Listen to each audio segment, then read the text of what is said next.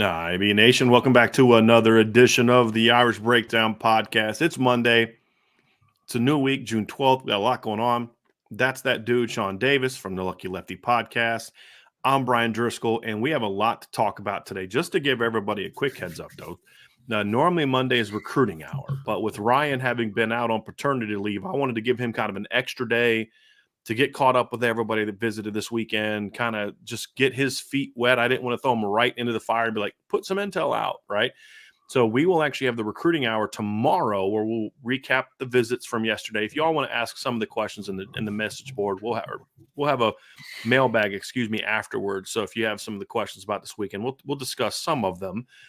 But we're going to have the main stuff tomorrow, and we'll obviously have Ryan preview upcoming weekend visits and then get a chance to give him some time to share his opinion about all the commitments and things that have happened since he's been out. So certainly it's been a busy time. But today, Sean, you and I were talking, what was it, Friday, Saturday? We're on the phone. We're just like yelling at each other back, not yelling at each other, but yelling to each other about just what we're fired up about. And that's what today's topic is going to be. And it's not so much, Sean, as we look at Notre Dame and how Sam Hartman is viewed and how Notre Dame is viewed. And there's some things that I'm like, I understand it. And it's not so much the rankings of some of these that I have a problem with. Some of the rankings are just atrocious and they deserve to be chastised. But even sometimes when they rank them in a range, I'm like, yeah, I can live with that.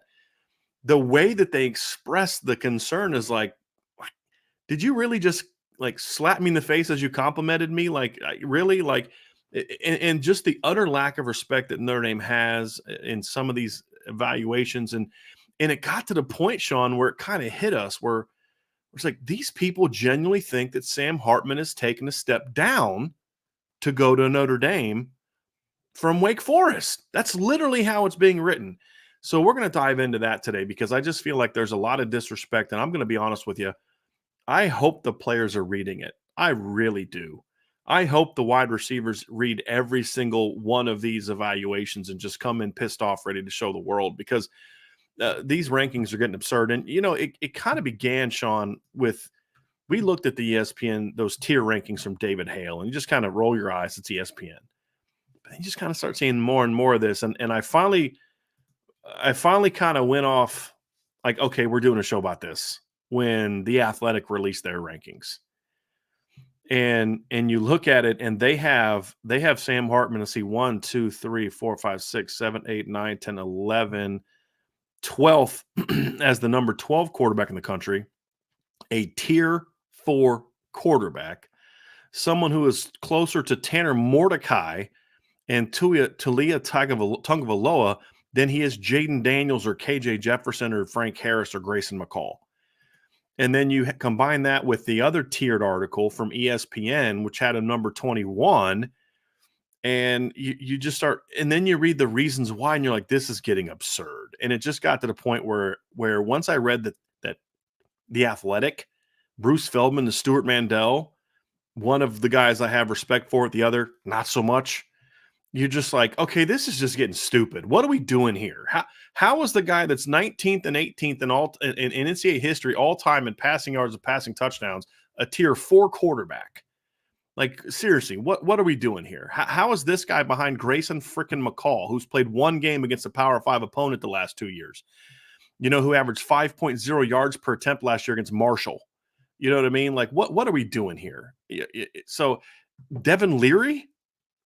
Devin Leary is ahead of Sam Hartman right now. Devin Leary at Kentucky. So, and again, Devin Leary's a guy that I used to be very high on. But really, after an injury at a new system, you're going to rank him ahead of Sam Hartman? Come on now. So it's just getting to the point, Sean, where the disrespect for Notre Dame, it's the disrespect for Sam Hartman is almost like it's more about Notre Dame than it is Sam Hartman at this point in time. And I, for one, Brian, have taken a stand with Sam Hartman myself of wait and see for multiple reasons. You asked me preseason where I haven't ranked the returning quarterbacks. He was at number 6 for me.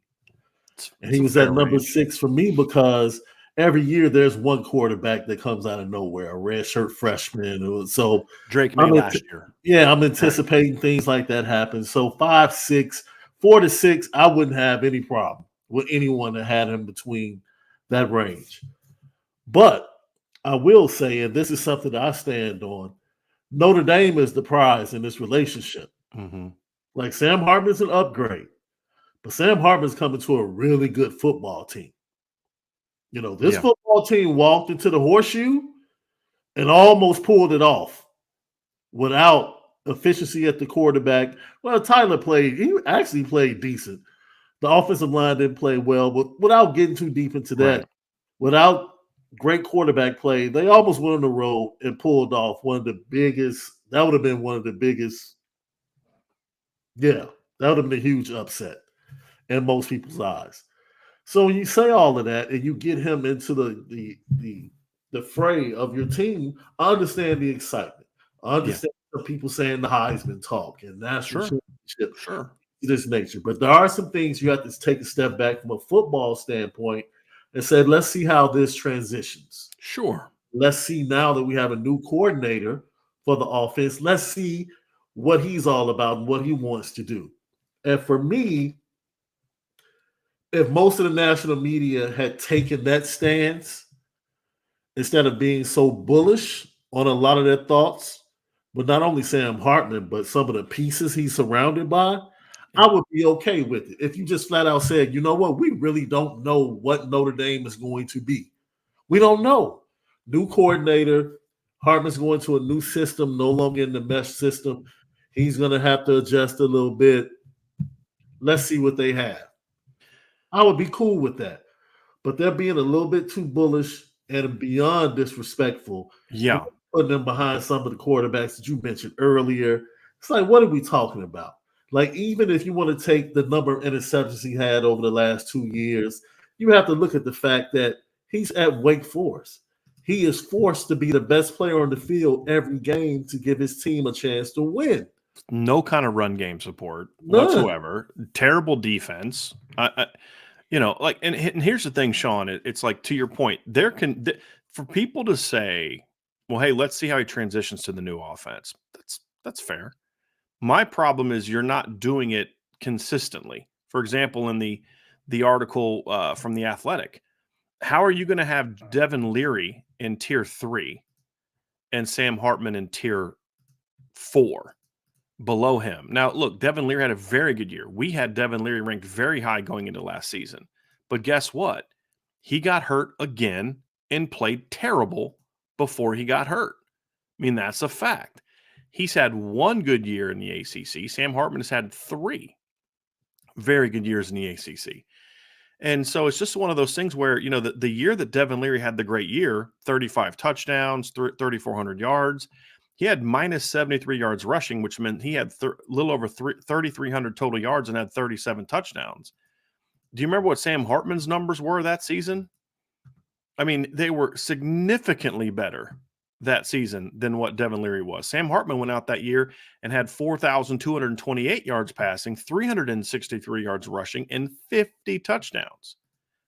Right? And so, to me, the thing that Sam Hartman, where he won me over last year, Sean, is because he did have to put that team on his shoulders so much more even than years before, because of the lack of running game, and the offensive line really struggled because he had a veteran offensive line in 2021, and he had I won't say, let me take that. I was about to say a good defense. No, he didn't have a good defense. He had a better defense in 2021. Statistically, it wasn't a whole lot better, but they had some nice players.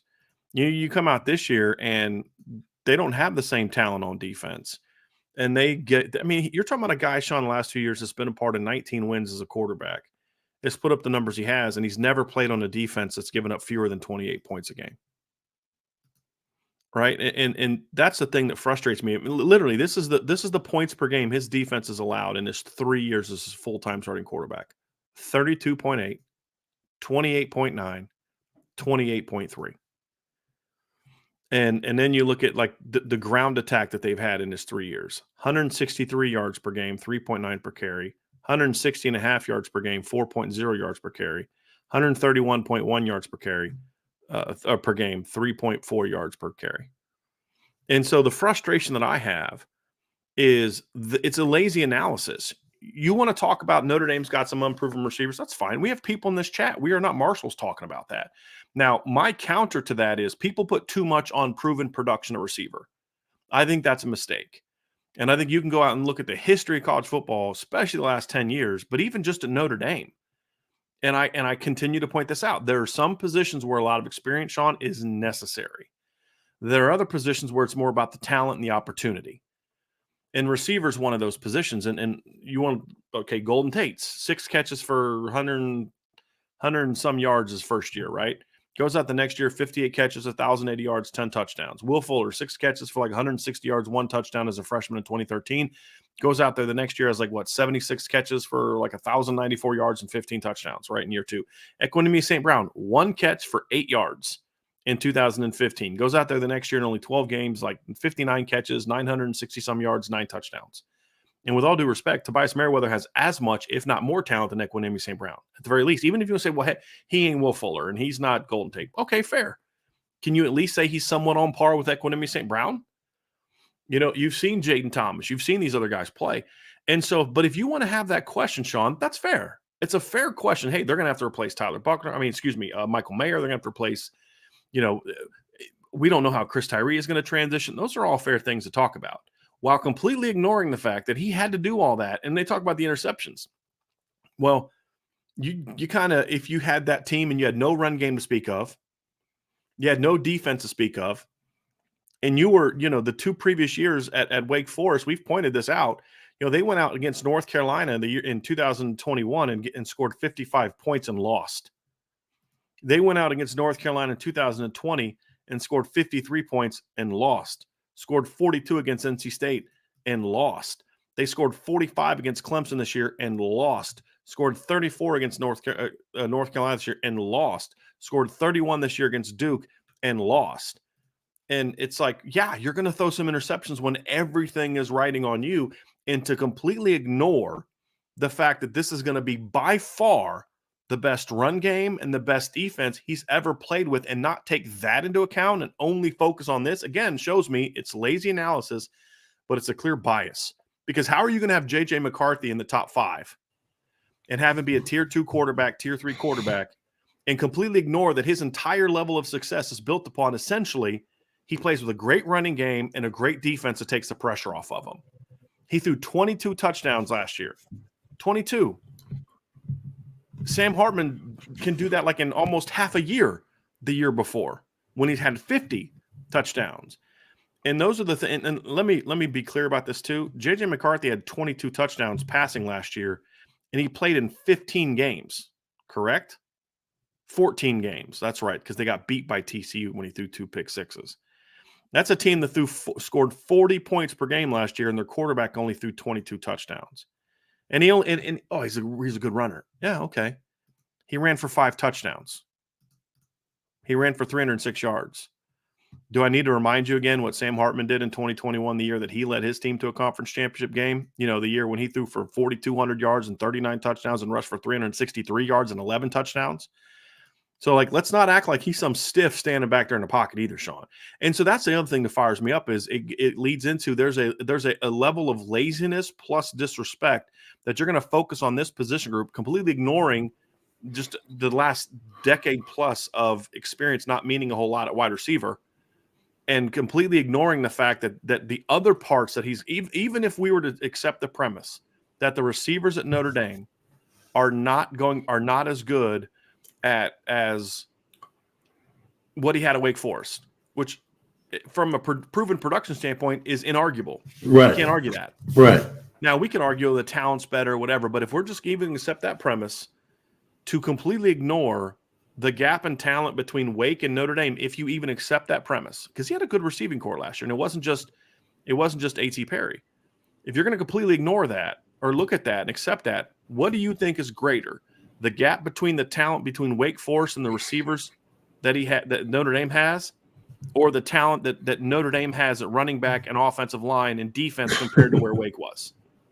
So we just going to ignore that and focus that you think Wake has better players, which again, I'll even grant you that premise for the sake of conversation, because from a proven production standpoint, they're very good. And I'm not going to start tearing down a group of receivers that I've always praised, because I like those receivers. And he said, well, Sam Hartman made him better. He did, but they still had to make those catches. Yeah. When he was throwing balls in the tight windows, they still had to make those catches. So those are the things that frustrate me as well, Sean. Is it's a laziness and an utter disrespect for the fact that this entire pack, you're acting like he again. Let's give an example, Sean. I'm going to read an example of what's got me fired up. This is a comment from David Hale at ESPN. This is literally something that an editor at ESPN said, yeah, let's publish this. He said, much has been made of Hartman's adjustment to a new offensive system after so much success in Wake Forest slow mesh option, but that may overlook the bigger change to his offensive surroundings. In 5 seasons at Wake Forest, Hartman played with 5 different receivers who finished with at least 1,000 yards. Notre Dame has had just 1,000-yard receiver since 2015. While Notre Dame may be the team with more blue-chip talent, the Deacons surrounded Hartman with some top-tier receivers.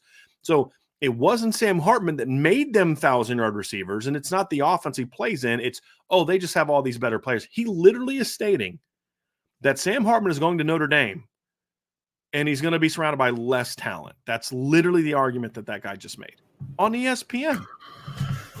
Look, as I said previously, if you want to take a step back and you have question marks that cause you to pause and give an overall analysis of the Notre Dame offense and how Sam Hartman is going to look, by all means, do so.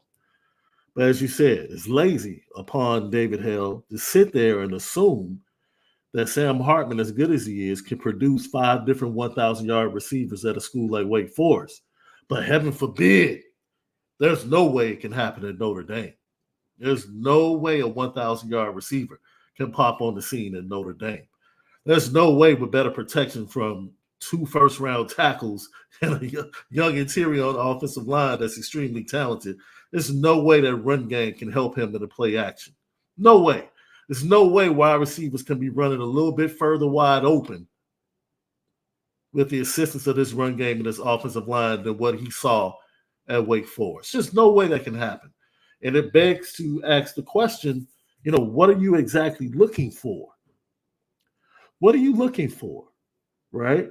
Because if you really can't attack Sam Hartman and his record at the ACC, but the only way to approve your Tier 4 ranking is to pretty much say what he's going to is trash or less than what he's had, yeah, forget the blue chip rankings, but there are better players at Wake Forest. Based upon what? I mean, I love A.D. Perry. Loved A.D. Perry as a wide receiver at Wake Forest. Very productive, right? You would be hard pressed. You're on mute, but you would be. I just started listing other talent. I mean, Keyshawn Williams is a good player. Taylor Moran is a good player, right? Yeah, exactly. But yes, continue. You'd be hard pressed to find if you could get one receiver to equal what A.D. Perry averaged over the last 2 seasons in receptions, yards, and touchdowns. You're cooking with grease at Notre Dame. Chancey Stuckey would probably run and do a lap around the stadium in the middle of the game if he got that type of production from a wide receiver in the Notre Dame wide receiver room. But what we're talking about here, we're talking about the inability of the national media to properly look at. See, this is the thing we've seen in the recruiting rankings. They don't even pay attention from a film standpoint to who signs with Notre Dame. They don't, right? Jaden Greathouse is still a tight end, according to ESPN. So they have no clue. I bet you they didn't even watch Sam Hartman and Jaden Greathouse in the blue and gold game. To even see the connection. No, that couldn't be a promising connection. Maybe that's something you could have put in this article, right? But when you watch the film, you see the opportunities for Sam Hartman to become a better and more efficient quarterback. And then another thing, let's stop this putting Sam Hartman in Notre Dame's previous offense. That's being done a lot as well. Now, people are trying to extrapolate what's going to happen with Notre Dame's offense, but they're trying to use Tommy Rees and the previous offense with Sam Hartman to do so. Because I want to go there. I want you to transition there, Sean, because that's something that Jordan Reed wrote about, somebody that you and I have a lot of respect for. We've had him on the show, and we've praised him in the past. But even he said something like that frustrates me. But I want to point out something else. I'm going to give you the if we're going to look at recruiting rankings just for ESPN, this is the number rank. This is the ranking for the Notre Dame wide receiver core, according to ESPN's rankings. The freshmen, the incoming freshmen, the whole roster, the whole roster, the whole depth chart. Chris Tyree was the number 30 player in the country coming out of high school. Braylon James, number 60. Deion Colsey, number 75. Jaden Greathouse, number 122. Tobias Merriweather, number 186. Jaden Thomas, number 218. Rico Flores, number 227. Those are where they had those guys ranked coming out of high school. So you're talking about an entire receiving corps that your network ranked really high doesn't have the ability to be more productive with a better quarterback. Holden Stace, number 278 player in the country at tight end, coming out of high school. Right? I mean, so you're literally surrounding him with very talented players at every position. Cooper Flanagan, a top ESPN top 300 player coming out of high school. I'm not even going to do Eli Raridan because we don't know if he's going to be healthy this year. You're talking about Audric Estime. I believe they had as a 4-star player as well. He's a very proven player. Does anyone is going to argue to me that Audric Estime is not better than anyone that Sam Hartman has ever played with at running back, significantly so? I mean, those are the things that you look at, Sean, and it just gets to the point where it's like, are you even trying at this point in time, or are you purposely doing this? And the laziness that they do it. ESPN had Sam Hartman as the number 21 quarterback in the country. They had him behind they called it situations, quarterback situations. They only listed the starters. Like I saw a ranking from, I believe, Seats 247 Sports, where they ranked the top quarterback rooms. And they didn't have Notre Dame in the top 10. And I said, you know what? That's fair. Because like they had Ohio State higher. And I said, okay, I wouldn't have Ohio State higher. But you have an idea of who the 1-2 is at Ohio State, and they're talented kids. And then they brought in a talented and highly ranked freshman. You look at Washington, they had a 10th. Why do they have Washington so low when they rank Michael Penix so high? Because there's an unprovenness behind him. Okay, that's fair. We can have that debate because there are questions now about what happens if Sam Hartman goes down. And I thought the way they worded that, because they didn't say Sam Hartman number 10, they said Notre Dame or Washington number 10, Ohio State number 9, like that. Like LSU's quarterback room should be ranked higher than Notre Dame's right now, even though none of their quarterbacks are as good as Sam Hartman, in my opinion. But they're in a situation where if Jaden Daniels goes down or falters, you're putting in a pretty good proven quarterback and Nussmeier next. Much better situation than where Notre Dame is. Let's be honest about that. So this isn't sitting there saying, whoa, Notre Dame's this. There's a way to say it. But when you're going to say quarterback situations and then only list the starters, basically, and then you're going to say whoever starts at Alabama is going to be better than Wake Forest. That's literally what ESPN did. They had the Alabama room that includes Tyler Buckner, who right now is the leading candidate to start. A guy that got beat out by Sam Hartman in 15 practices is going to go to Alabama and be better because of their history of quarterback play, while ignoring John Parker Wilson, Greg McElroy, Blake Sims, Jacob Coker. And we're just going to act like Alabama's whole entire history of quarterback play is the last 3 years, right? I mean, come on, guys. You're going to have that ahead of Sam Hartman. That darn Coker won a national championship, didn't he? Yeah. Yeah. By doing a lot of this. Right. Heisman Trophy winner. Right. A lot of this. A lot of this, Derrick Henry. And that's the thing about it, is Sean, that's just, and again, you're taking the offensive coordinator from there that was at Notre Dame last year. Mm-hmm. And it just, I'm so sick and tired of the laziness and the disrespect that goes to Notre Dame. I really am. And for a while there, I was like, you know what? It is what it is. I'll live with it. But it's to the point now where it's just getting freaking stupid. And it's just starting to piss me off, to be completely honest with you. And that's why we're doing the show today. It's because I'm tired of it. I'm tired of the disrespect. I hope the players read all of it. But when you read some of these things about Hartman and you read some of the shots they take at him, it's partly Notre Dame, but it's also partly these guys are just, there's a lot of people that just don't know football that now pass as college football, analysts. If Stuart Mandel wants to go out there and write a press conference story or report news, go for it. You're a reporter. Uh-huh. But stop pretending that you know football. You know who else he had in Tier 4? Jordan Travis. This is a direct quote that he said. Travis turns out no shortage of highlight plays, but I'd like to see him perform better in big games. He struggled against Clemson and Florida last season. Okay. Did he struggle against Florida? Because when I looked, Sean, I could have swore. It's a pretty high scoring game, right? Yes. And you know what it is? Here's why he's this is why I say a guy like him's clueless. He saw 13 for 30. That's what Jordan Travis was throwing the football. But you know what he ignored? That on those 13 completions, he threw for 270 yards and a touchdown. Do you know what else he did that game, Sean?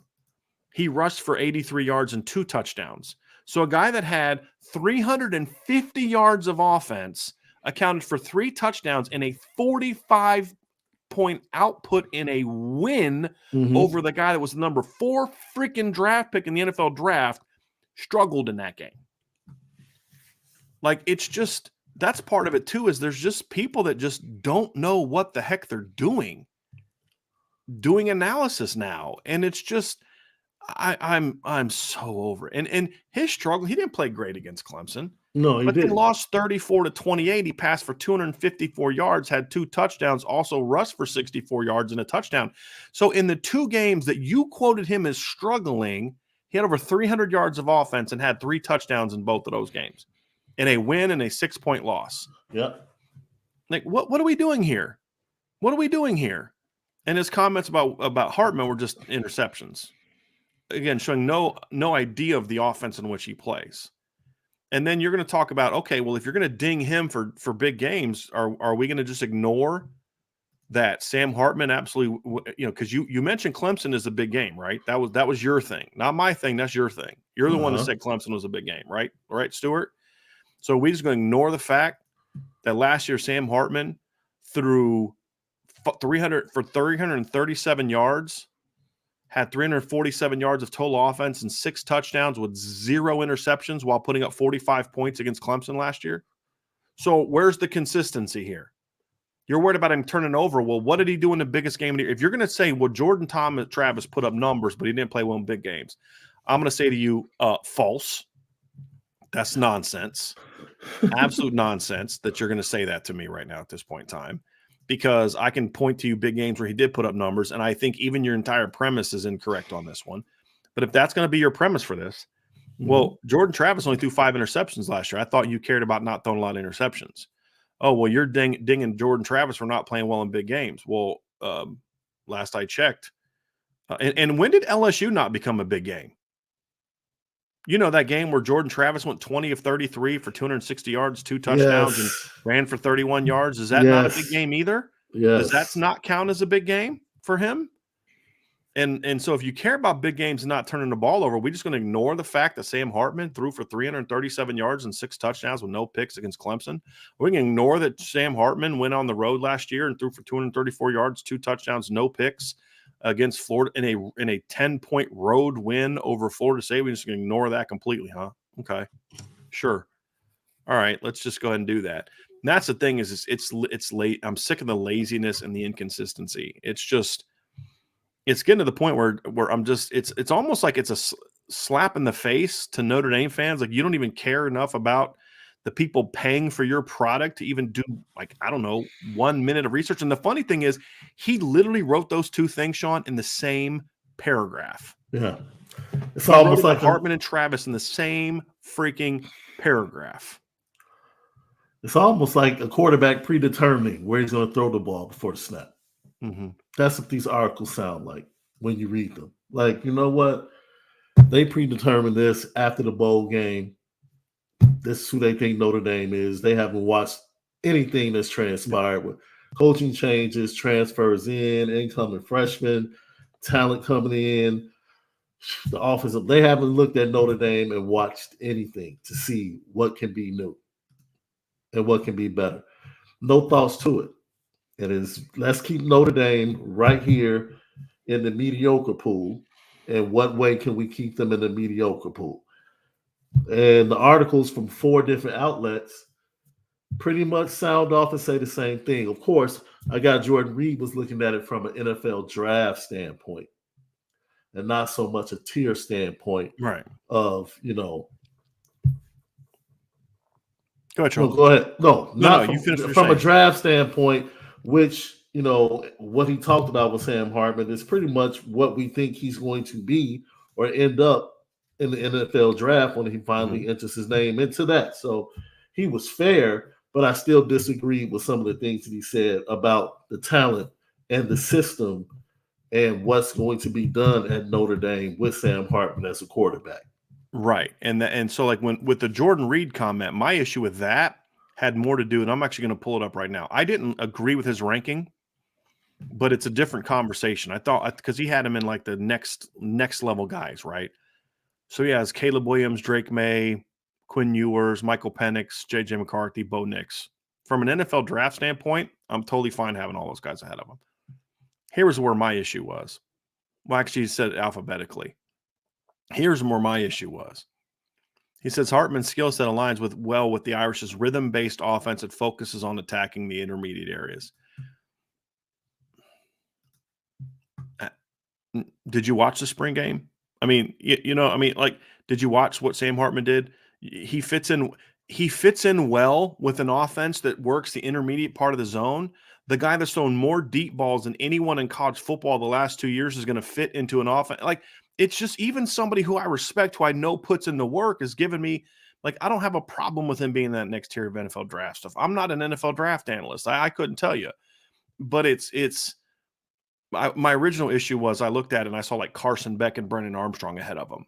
And then when I just looked at it, it said alphabetical. So, okay, no problem.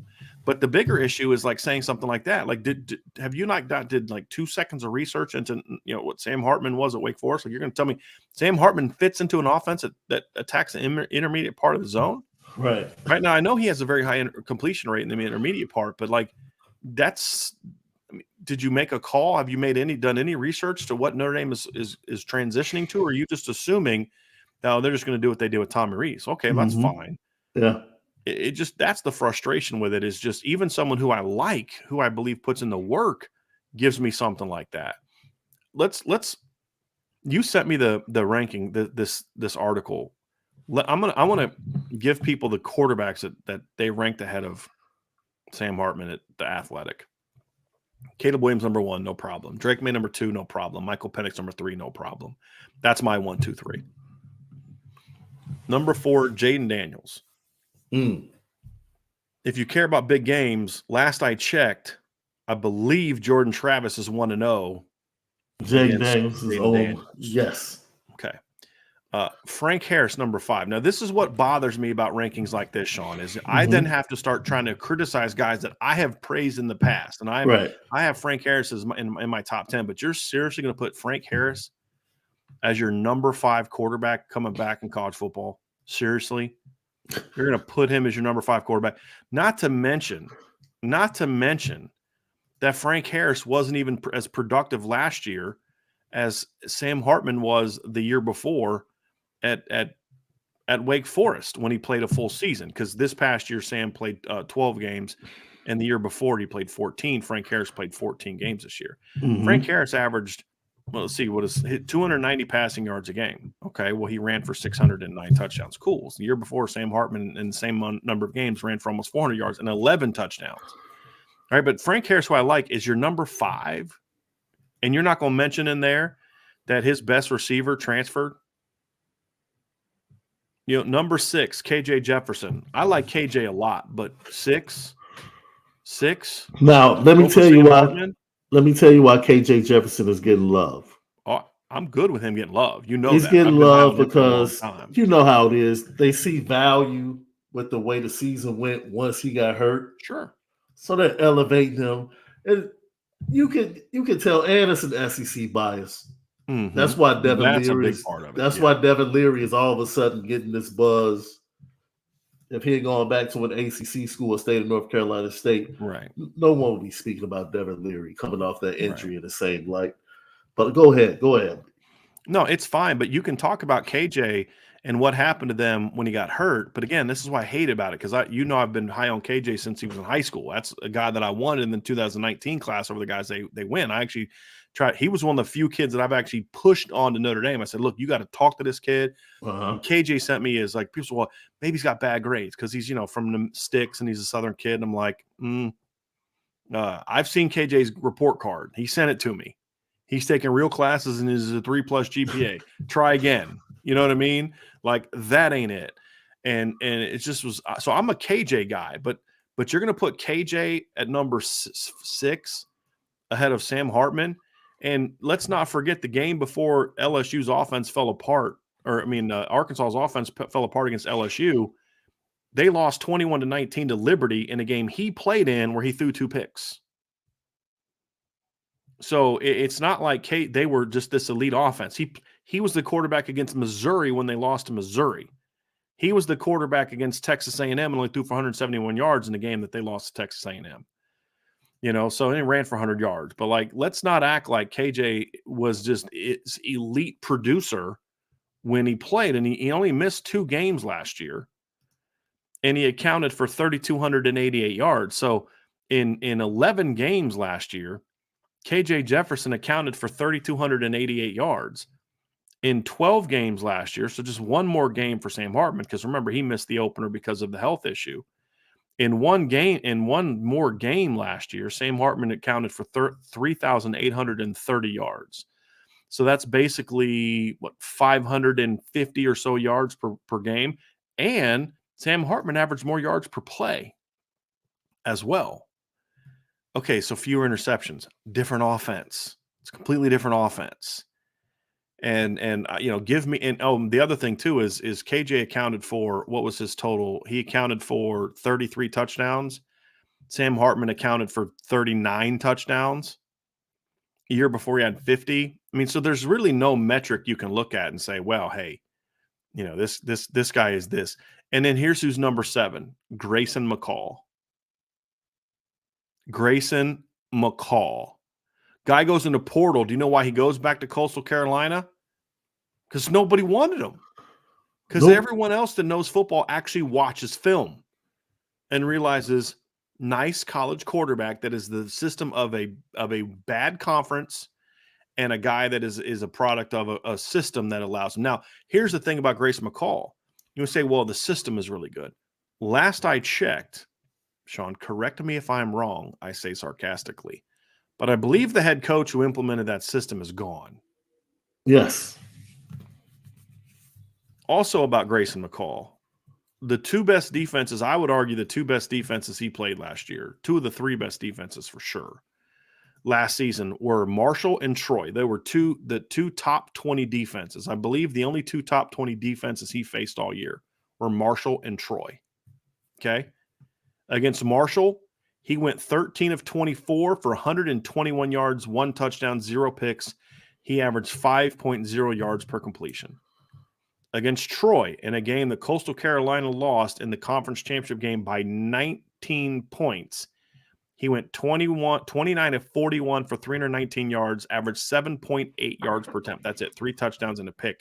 And if you watch that game, a lot of that production came like when they were down. So doesn't play well in the two good defenses he played last year. Doesn't play well. And we're going to have him number 7. Bo Nix number 8. Okay, fine. Then they have Michael Pratt from Tulane next. And then Devin Leary ahead of Sam Hartman. Michael Pratt makes sense for me. And how are you going to have Grayson McCall ahead of Bo Nix? Michael Pratt is one of those guys, because I'm not mistaken, I believe in the ESPN rankings, Cam Rising got love. He was like a tier 2. And I'm like, okay, if this is a career award where you're just giving a kid, tier 2 analysis because he's tough, he wins games, and you just want to give him love for being that type of guy, a turnaround quarterback for Utah at that program, okay, fine. But if you're really doing an analysis of who he is as a quarterback, there's no way Cam Rising should be a tier 2 quarterback.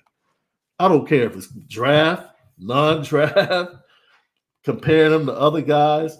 There are certain guys, the Pratt thing, coming off that win against USC and the buzz, I can understand him getting a bump. A game in which he went 8 of 17. Yeah, he didn't play well, but if you look at it, you would think, man, this kid made plays. Right. All right.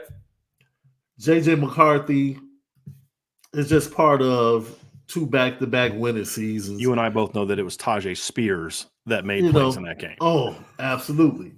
But, you see the reasons why people can fall into these preferences with certain quarterbacks, which we all have preferences, right? You just said you love Devin Leary before the 23 season when he was at North Carolina State. You ranked him high. Yeah. I wasn't so high on him. So when it comes to these quarterbacks, yeah, we have these preferences. I was high on Michael Penix before he played in Washington. Yes. I thought he would rebound. You didn't feel the same way. Well, no, I wasn't sure because of the injuries. That's was my thing. Is I need to see how he is health wise. Yeah. But there was no debating what he did when he was matched up with that guy in Indiana in the past. Right. And that was the question mark. So, this is what we come into. But this goes beyond preferences, right? Because now it's almost like you're just picking names out of a hat to put in front of Sam looking Hartman. at numbers. Yeah. Oh, wow. Grayson McCall, 27 touchdowns, 2 picks. Let's put him in there. And the thing about the Cam Rising stuff, Sean, there's all this talk about, Cam Rising did this and Cam Rising did that. And look, Cam Rising is a gritty quarterback. But anyone that actually watches Utah play knows that they're not winning because he's putting that team on his shoulders. They're winning because they play great defense and have a very strong ground attack. And if you're going to sit there and tell me, well, hey, they won. All right. The last 2 years, they've gone 20-8 at Utah. Do you remember what Wake Forest record was during that stretch?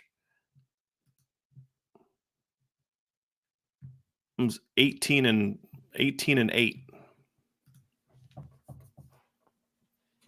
Almost identical. And I would argue I'll be willing to bet you there's a lot more dudes out of Utah getting drafted the last couple of years than Wake Forest. Oh, yeah.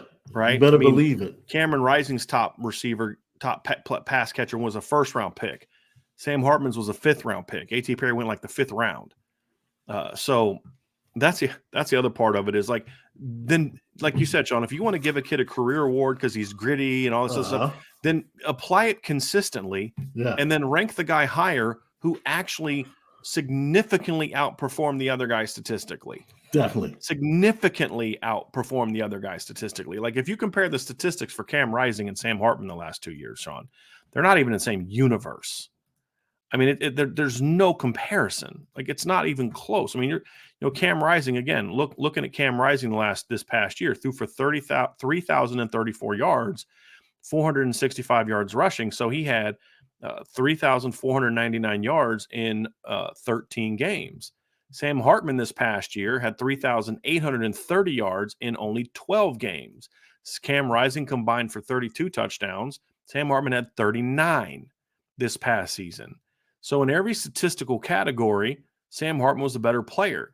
And does anyone want to argue with me that if you put Sam Hartman at Utah and Cam Rising at Wake Forest, that the results are any different?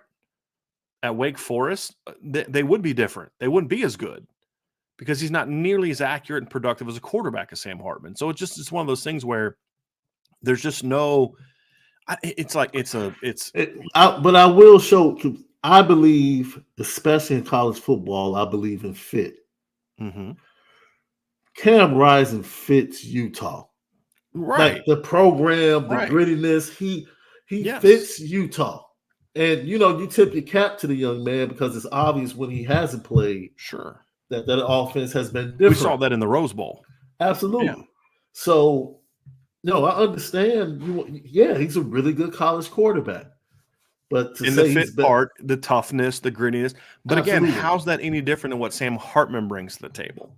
You're talking about a guy that had the issues he had last year. You want to talk about a guy that – go watch Sam Hartman in 2018. Watch him against Notre Dame in 2018. Against Notre Dame, that first half, he got – they hit that man at least 15 times. And he kept getting up as a 185-pound freshman, right? So, again, it's if you're gonna have criteria, and you just laid out a potential criteria, then how are you going to have him there and then completely ignore those same things when discussing Sam Hartman? Yeah. It's kind of like, does anyone think that Sam Hartman would be ranked as a tier 4 quarterback if he would have gone to Alabama? Does anyone really think that? If Sam Hartman would have picked Alabama in the transfer portal instead of Notre Dame, does anyone think that he would be a tier 4 quarterback? No. So that if your answer is no, then again, it comes down to it's a slap in the face, in my opinion, Notre Dame. Let That's me what ask it you a comes down question. to. Yeah. Let me ask you a question. If Andy Lutwig was the offensive coordinator, would Sam Hartman be getting this ridicule? Yes. Yeah. I just had to ask. Now, again, that's a 100% guess. I don't know the answer to that. I'm not a mind reader. I'm curious to hear your opinion too, Sean, but let me explain why I say no. Because I think when it comes to this, I think it comes more down to it's a Notre Dame thing. And that's what it boils down to for me. It's a Notre Dame thing.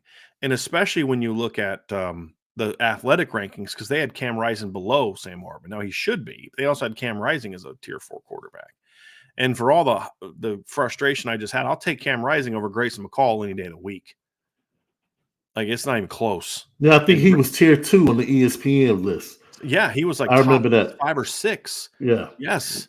Yeah. And the inconsistency in which the argument was made was just really silly. I mean, your tier 1 was Caleb Mays and Drake May. They had Cameron Rising number 5 ahead of Michael Penix. That's just, I mean, that's just silly. It's absolutely silly. And some of this stuff just frustrates the heck out of you because I do feel like it. I used to try to push back on Notre Dame fans all the time. It's not bias. It's not bias. It's, look, they're just, being wrong isn't bias. But it gets to the point where it's like either they're the laziest people on the planet and just throw stuff together and just, like, oh, shoot, we're doing that top 10 rankings tomorrow. Crap, I forgot about that. Let me throw something together real quick. And then you just look at stats and then just like, oh, okay, whatever. 13 of 30 against Florida. He must not have played well in that big game. And completely ignore the fact he had 350 yards of offense and 3 touchdowns. And I don't know, they beat Anthony Richardson of Florida. I mean, we're just going to ignore that. Oh, he outplayed and beat the guy that I had number 4 on my ranking at quarterback, and Jaden Daniels come out day as an ESPN. Just some of the stuff gets to the point, Sean, where you're just like, I can't even defend it anymore. It's just getting lazy. But I think it all boils down to it's a constant assumption about the very lazy assumption, because I think a lot of it is just how Brian Kelly talked the program down, and they've bought into it hook, line, and sinker. And here's an example of it, Sean, and you and I talked about this before. They came out with a top 10 rankings list of defenses for 2023. Yeah. Now, listen, I do not think the Notre Dame defense should be considered a top 10 defense next season. That is not my argument. I am not making that. The Notre Dame defense has a lot to prove. Everybody knows how you and I feel about the Notre Dame defense going into the season. But we've also said it's not as bad as people think that it is. But here's some teams that they had ahead of Notre Dame defensively, who they had in the top 10. So I'm not arguing that Notre Dame should be in the top 10. I'm arguing that this is an example of just a clear bias. They had LSU ranked number 8 in this ranking. Now, make that make sense for me, Sean. LSU last season, if you look at their numbers, gave up 354.6 yards per game last year on defense. Notre Dame last year on defense gave up 329.3, right? It's about 25 yards per game difference. And they had LSU gave up 5.3 yards per play. Notre Dame gave up 5.15 yards per play. Now, here's something that helped LSU. They held New Mexico to 88 yards. They held Southern to 262 yards.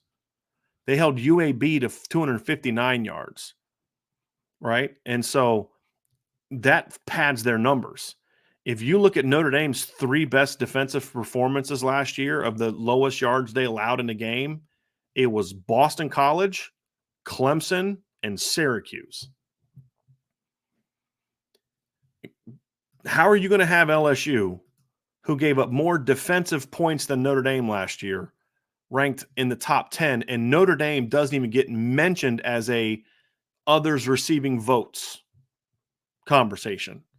Air Force received 7 votes. Notre Dame received none.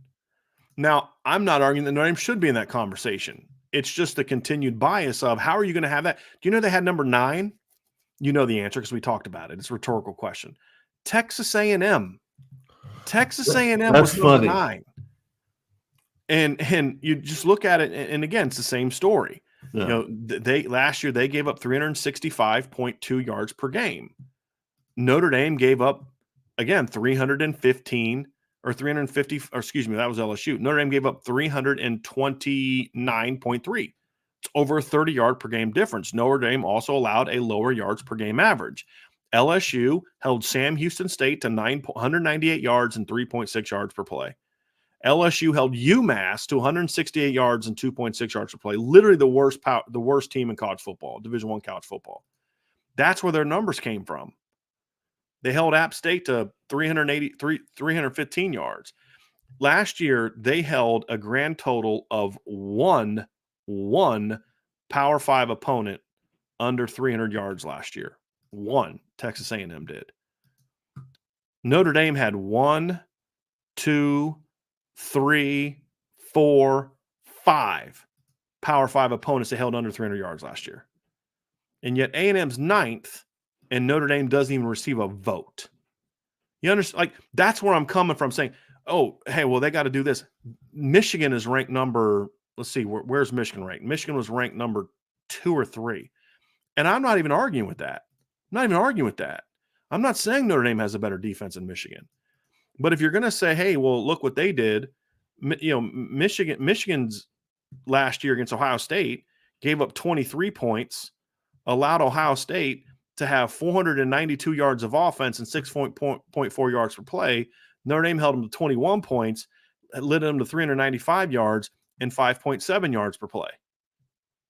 I mean, the only other team that held Ohio State under 400 yards was Northwestern, and they did it because in like 75-mile-an-hour winds in a game Ohio State wasn't even trying to throw the football.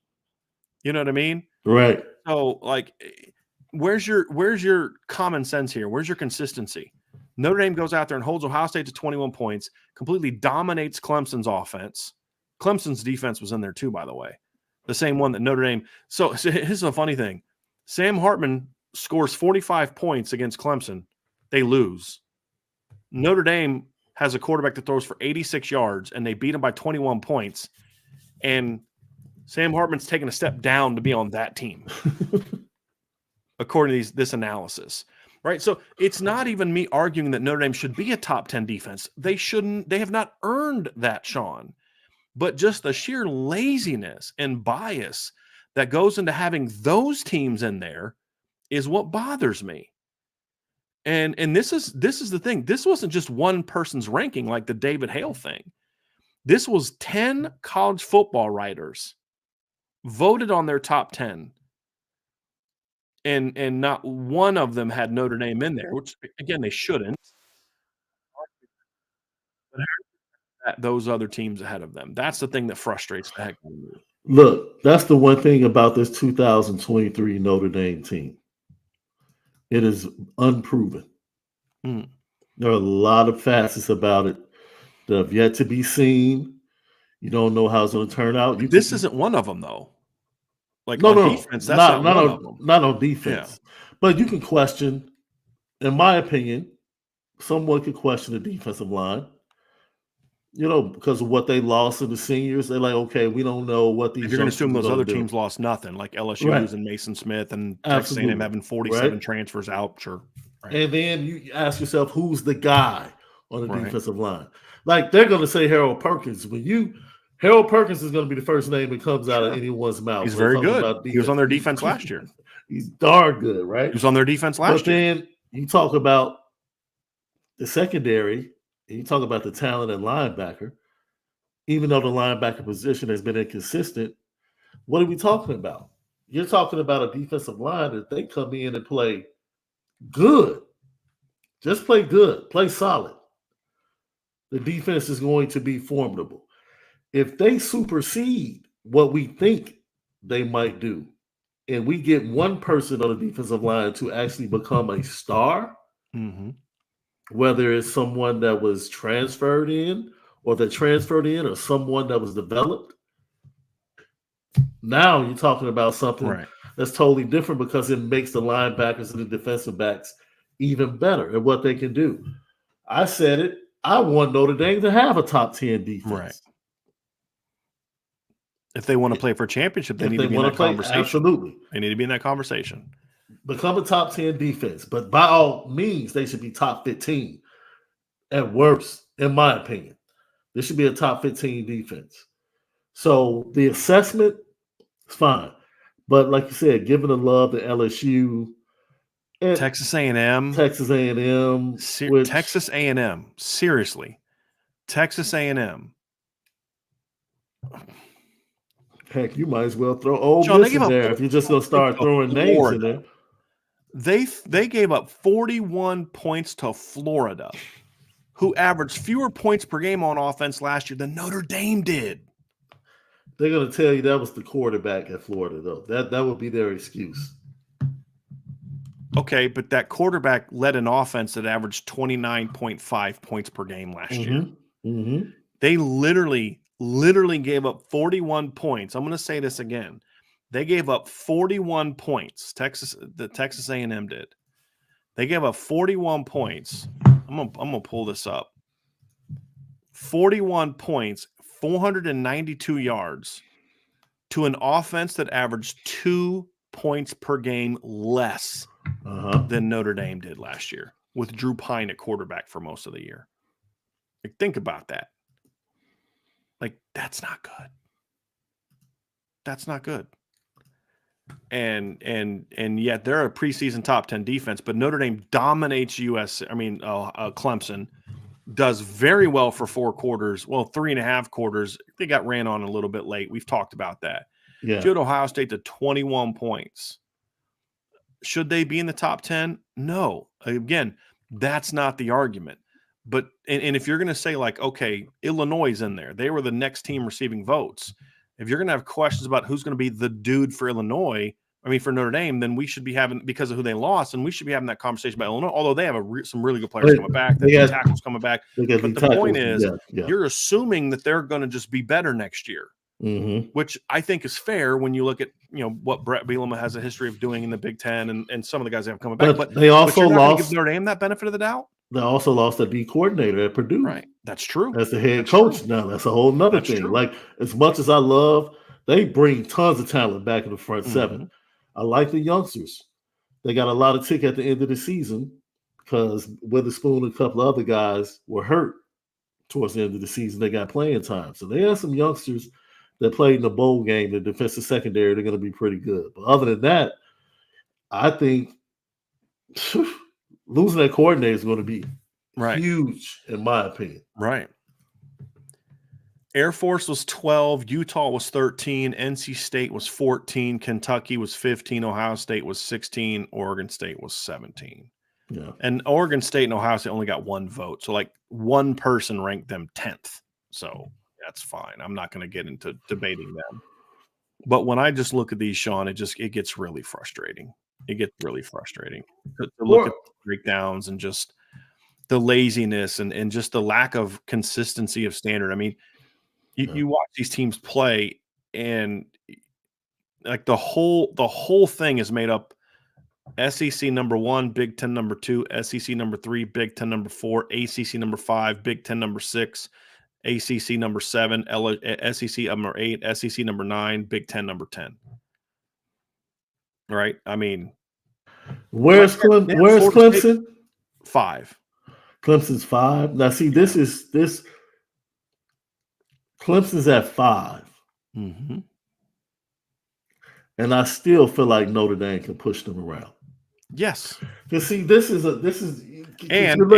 looking at talent. Sean, real quick, and Notre Dame starting quarterback this year also threw for 337 and 6 touchdowns on them last year. So you're putting that running game that just obliterated them with a quarterback that lit them on fire last year and onto one team. But he's a tier 4 guy. Yeah. Please continue. So my point is, when you're looking at these defenses, these teams are playing inside a conference. Look, Michigan's going to have a great defense because they only play 2 games a year. Yep.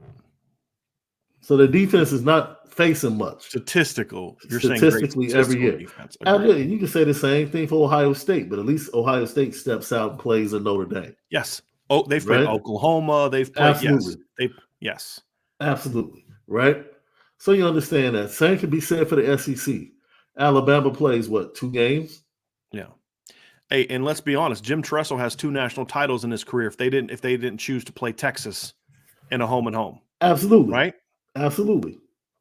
So, when you think about it, the statistics and what people are looking at as far as the defenses, they're trying to project, based upon what they saw last year, what's left over, and what they're projecting moving forward.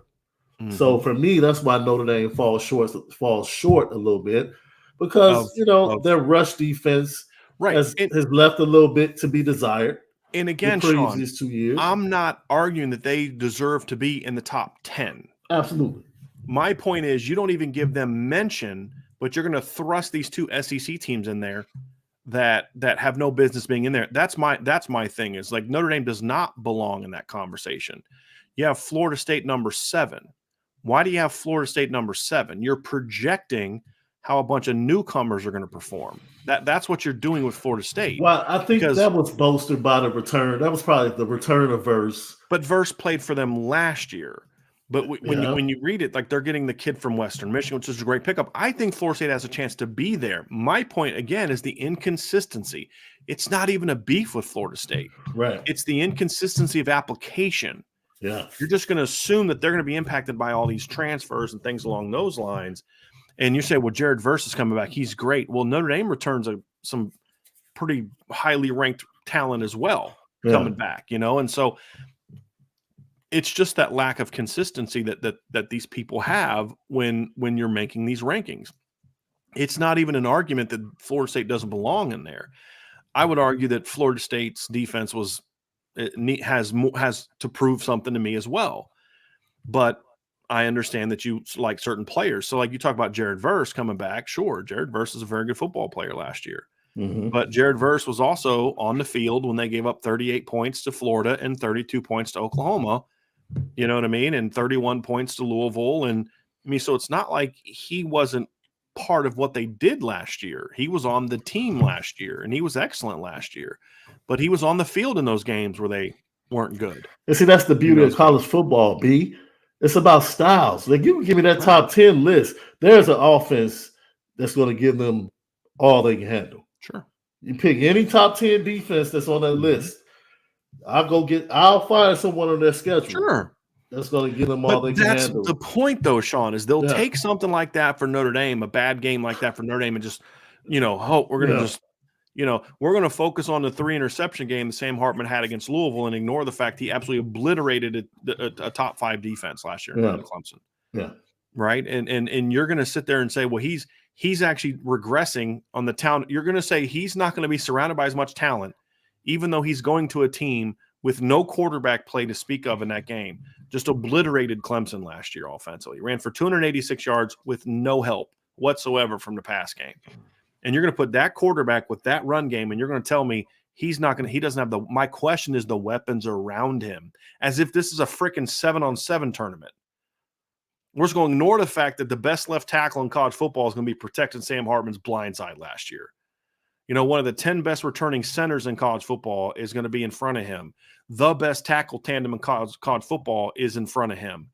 A tight end position where why doesn't Notre Dame get the benefit of the doubt at tight end for replacing Michael Mayer that other teams do at receiver and running back when they lose big-time players? Why isn't that happening? Well, my tight end production, Notre Dame didn't start with Michael Mayer. He's the latest in a long – now, he may be the best in a long line of, but he's the latest in a long line of tight ends that's going to produce. Notre Dame has not had a season where their starting tight end did not get drafted since the 90s. I'm 45. I believe I was a senior in high school or a freshman in college the last time that happened, Sean. Right? That's an amazing streak.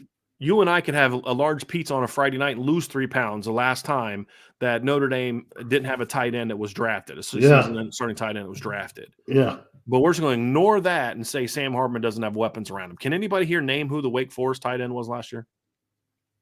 I know these guys writing these articles don't know who the heck it was.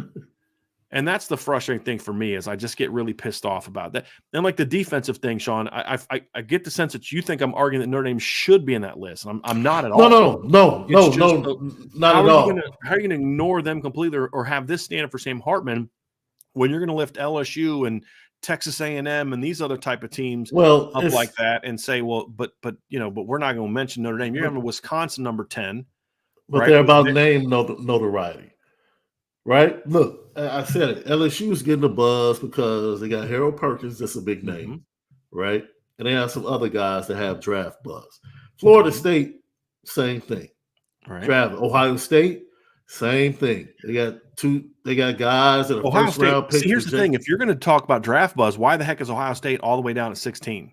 Because there's nobody in the country with more draft buzz for their defensive players than Ohio State. I've seen literally I've seen JT, I've seen Mike Hall, I've seen Jack Sawyer, I've seen Denzel Burke, I've seen Josh Proctor, and I've seen Lathan Ransom. 6 of their defensive players. You want to know why? At least the first round of one draft. You want to know why? This is the inequity of all of this. I guarantee you, whoever put them at 16 is saying, go watch the 3 teams they played. Go watch the 3 good teams they played. Watch Penn State, watch Michigan, and watch Georgia. Defense didn't look that good. Which you could then say, to your point, you could say just about, like you said earlier, you could say that about just about anybody. About anybody. But I guarantee you they're hanging that over Ohio State's head. Like, yeah, okay. Penn State had a fourth quarter lead, put up 30. Georgia put up 40. Michigan put up 40. Defense, not so good. Even though you're returning the same guys. And what's Wisconsin doing in this top 10? What are they doing in this top 10? They basically had almost identical numbers to Ohio State last year, don't have the same talent, and they don't have the defensive coordinator. And again, that's that name recognition thing. You can't really use that for Wisconsin. No. You know who's laughing at that? You go ask that Illinois offensive line about that Wisconsin defense that they ran through last year and got the coach fired. Yeah. Well, it's to the point, Sean, where you can find those games. But, I mean, Ohio State last year had 539 yards, 52 points, and 7.7 yards per play against Wisconsin last year.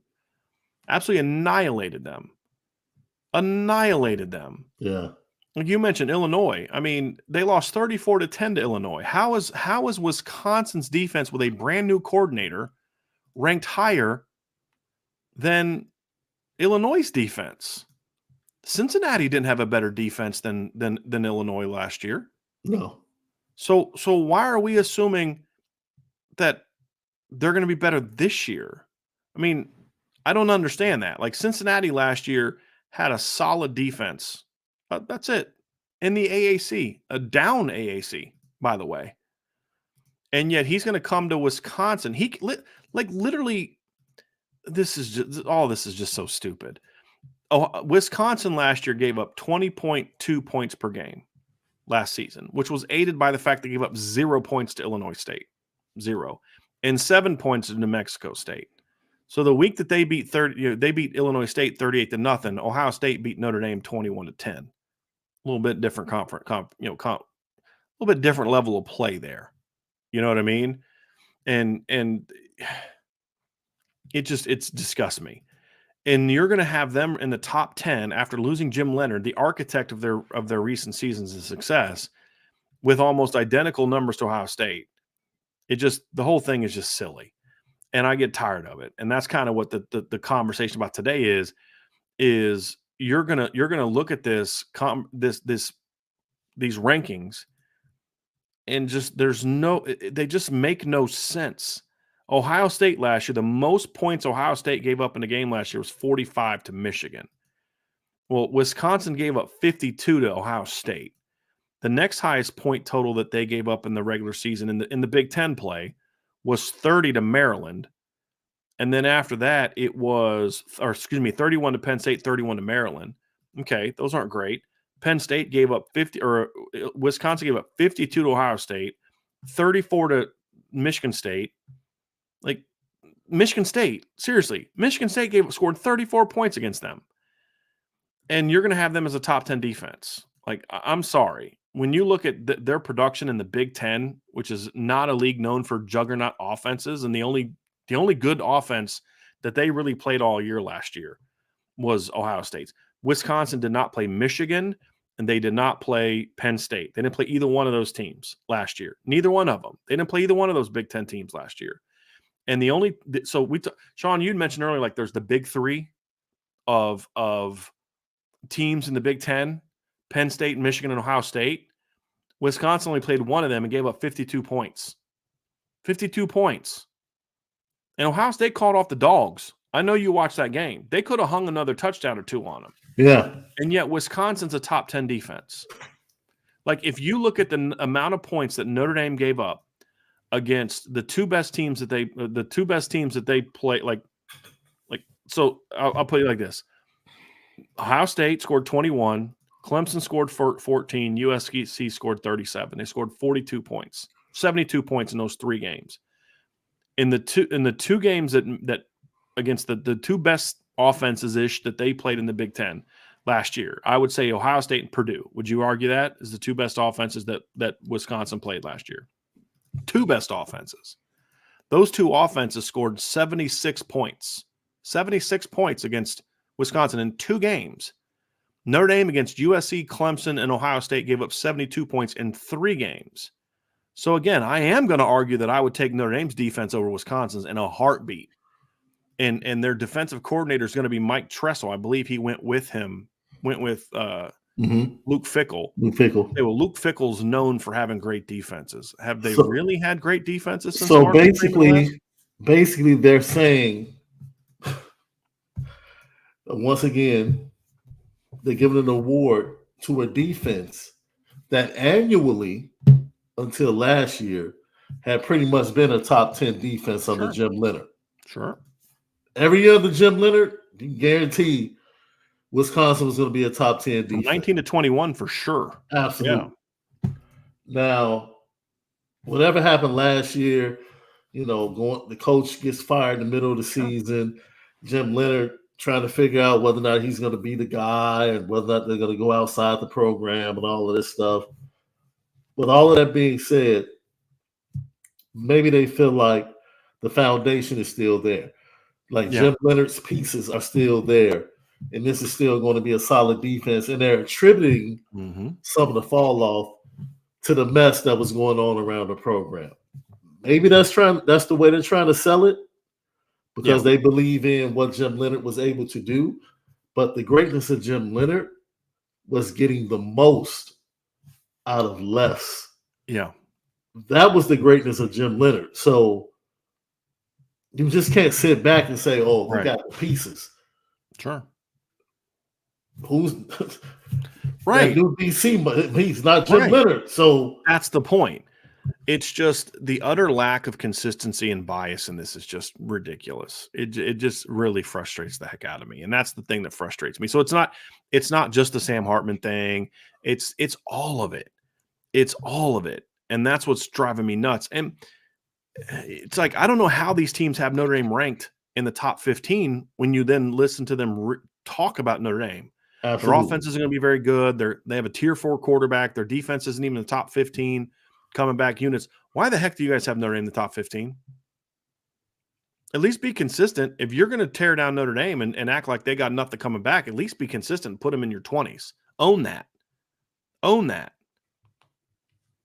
And you're going to have, it's frustrating. And it is interesting. I think that this discussion also, to me, is one of the biggest dichotomies I've ever seen between Notre Dame's assumption of what their team is going to be about and what the rest of the college football analysts are. Because when Notre Dame fans look at Sam Hartman, they're like, this is the missing piece. Yeah. This is the missing piece. And nationally, it's like, yeah, but, he's taken a step down a little bit, But the crazy thing about it, Sam Hartman is the most consistent thing throughout all of these pieces. Yeah. He is consistently placed in the same area in all 4 of the pieces that we've read and spoken about. Yep. But every other quarterback is interchangeable. Mm-hmm. I've seen J.J. McCarthy as high as second tier. I've seen him as low as the same tier as Sam Hartman. I've seen Cam Rising as second tier. All the other quarterbacks, Mm-hmm. depending upon the preference, have been up, down, up, down. Yeah. Heck, I saw Joe Milton second tier on someone's list, which is absolutely laughable. But for some reason, Sam Hartman we're going to place him right here. Right. Why? Because we don't know. So we're just going to put him right here. And if he exceeds expectations, then we can always say, you know what? He had a great season. But they don't want to jump out the window and say what we are saying. Oh, Right. Sam Hartman is going to definitely make a huge difference in this Notre Dame offense. Right. And I don't know why you would give pause to that. Mm-hmm. Just go watch last year. Right. Why would you give pause to that? You know what I'll bet it is, Sean? Again, I'll bet all it is they look at stats. Because I've actually had Notre Dame fans say, not many. It's just the people that like refuse to ever say anything negative about anything. They'll look at Drew Pine and say, 22 touchdowns, 6 interceptions. He wasn't that bad. 64.6 completion percentage. He wasn't that bad. Rush for a touchdown. He wasn't that bad. But they don't actually watch the games and watch film, and they don't realize just how bad the offense was last year. Again, you beat Clemson 35-14. Had a pick six and all that, but like you ran for 286 yards against that Clemson defense with nobody out. Brian Bresee played, Miles Murphy played, Rook Ororo played, Tyler Davis played. The 2 preseason All-American linebackers played, and the other linebacker was a third-round draft pick last year, and Notre Dame ran through them like it was nothing for 4 quarters. Clemson knew what was coming, and Notre Dame passed for 80-something yards, and it only got to 80-something because they threw that late touchdown pass to Michael Mayer for almost 20 yards. It was even less than that for a while. And at least, what did Chris Tyree have in that game, Sean? Chris Tyree, I think, had 2 catches in that game. Let's see here. Chris Tyree in that game had 2 catches for 26 yards. Those were both passes behind the line of scrimmage. So of Drew Pine's 86 yards, at least 26 of them were on throws he completed behind the line of scrimmage. And you rolled through the number 5 defense in ESPN's list like it was nothing. And a quarterback, isn't this funny? Clemson has the 5th best defense in college football coming back according to ESPN. But yet ESPN views Notre Dame's quarterback as being tier 4, a guy that threw for 337 yards and 6 touchdowns against Clemson, who's now coming to an offense that ran for 286 yards against Clemson. Yeah. And that's not supposed to mean anything. It's actually a step down for him. And that's what I come back to. It's like, you know who's given him the most love so far? CBS Sports ranks him 5th. They rank him as the 5th best quarterback in college football. That's my zone is 4 to 7. 4 to 6. I could live with 7. No, excuse me, 4 to 6. I could understand 7, but I can't go there. Again, I said that to John A1. I can't go there with 7 because now you're doing major projection. There's more projection needed for Quinn Ewers to be in the top 5 than how will Sam Hartman adapt to the Notre Dame offense. That requires way more projection for Texas. So to me, I can live with. You would agree from a NFL scout standpoint. Sure. There's no question. No question. But we're not talking right. But yeah, NFL scouts also thought Will Levis was a 2nd-round draft pick quarterback, and he was a terrible college quarterback. Right? I mean, he was an awful college quarterback. You're talking about interceptions. He threw as many interceptions as Sam Hartman on like 400 fewer pass attempts. Some absurd like that the last 2 years. So, that's the thing for me, Sean, that when I look at this and you break it all down, it's just that level of just mental hurdles, like the hoops that people have to jump through to try to justify all these weird positions. Like, so if I'm looking at rankings, here's who I'm okay having ahead of Sam Hartman. Okay with obviously Caleb Williams because he should be. If he's not your number 1 quarterback coming back next year, we need to have a conversation. Number 2, you have Drake May. I'm totally fine with that. He was my Heisman leader until about week 9 or 10 last year. He faded down the stretch. Michael Penix, totally fine with that. I can live with Jordan Travis, although I would just remind you that Sam Hartman is 2-0 in matchups against Jordan Travis. I'm okay with Bo Nix, although I would say Bo Nix has the one big year, and even that year he didn't produce the number of touchdowns, and his yards per game wasn't as good as Sam Hartman's last year, and it wasn't even close to what the overall production Sam Hartman had in 2021. I can live with that, and that's about as far as I can go. That's 5, so that's where I get him being 6th. I can't go with anyone on Quinn Ewers if we're talking about college quarterbacks. Now, could he end up being there? Sure. But if you're going to say that, then say that this is my prediction for what it's going to look like at the end of the year. But I can't go with him ahead of him. I can't go with Jaden Daniels ahead of him. Not even close. I can't go with Cameron Rising even being in the same conversation at this point in time. There's just nobody else that I think you can make a fair argument for, in my opinion, to be ahead of him. Especially now, you could if he was at Wake Forest. Hey, Cade McNamara. It's an interesting question. I said this to somebody.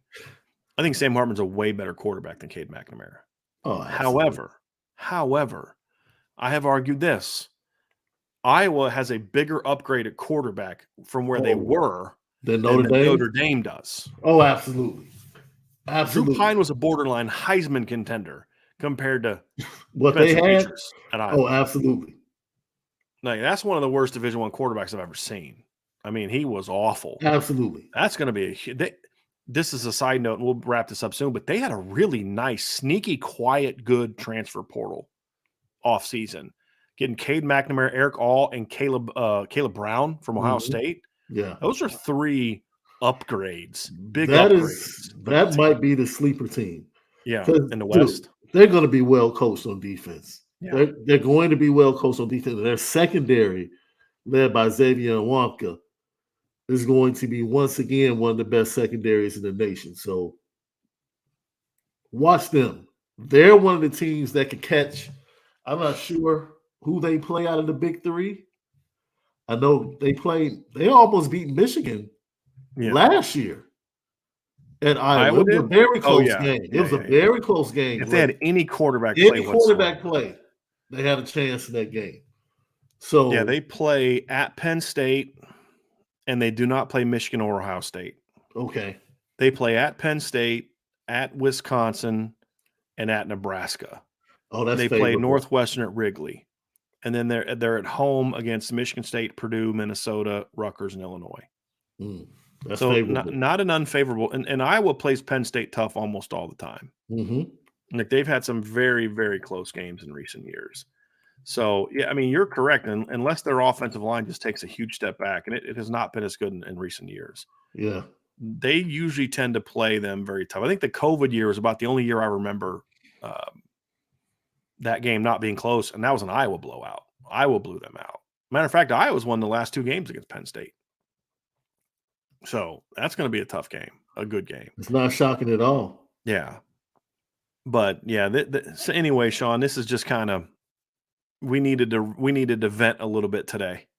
And I just hope the Notre Dame players are taking all this in and just, like, it's like that scene from which was an otherwise stupid movie. But Billy Madison, I'm sorry, folks. I know a lot of you probably love Billy Madison. I just thought it was dumb. But the one scene that with Steve Buscemi where he calls him, and was it Billy Madison where he calls him and apologizes to him, and he's got that list, and he's just like, okay, I'm gonna scratch him off. He's not on my list anymore. I hope Notre Dame players, and I hope Sam Hartman's like taking lists. Okay, all right, ESPN, David Hale. All right, Stu Mandel. Okay, and just saying we got something for y'all. That's my hope. That's my hope. And then we can look back at the end of the season and be like, yep, we tried to tell y'all. We tried to tell y'all what was coming. And if you would have watched the spring game, you'd have had some idea. If you just would have, you had some idea it was coming. But I just I just am really looking forward to seeing what this team is going to be. Because I think Sam Hartman, Jared Parker, the receiving core, there's a lot of people that I think are just kind of getting talked down a little bit. Some of it's understandable, right? It's understandable saying, hey, I don't know what Jared Parker is going to be this year. Absolutely. Totally fair. But some of the other stuff is just like, no mention of Audric. Hey, Sam Hartman's going to be playing. Like, here's what the narrative should be. Here's why I have Sam Hartman, I think, 4th, but I'm okay with 5 or 6. But here's what it should be. You rank him there. and you say, I don't expect him to put up the passing numbers that he has in past seasons, but the efficiency should take a jump and the turnovers should take a step down if we're using common sense analysis, Right. because he's playing with the best run game and line and defense that he's ever played with, and it's not even close. It's not even close.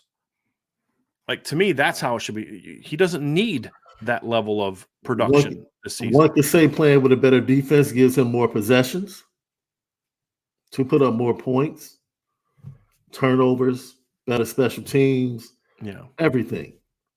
No one wants to look at that. Yeah.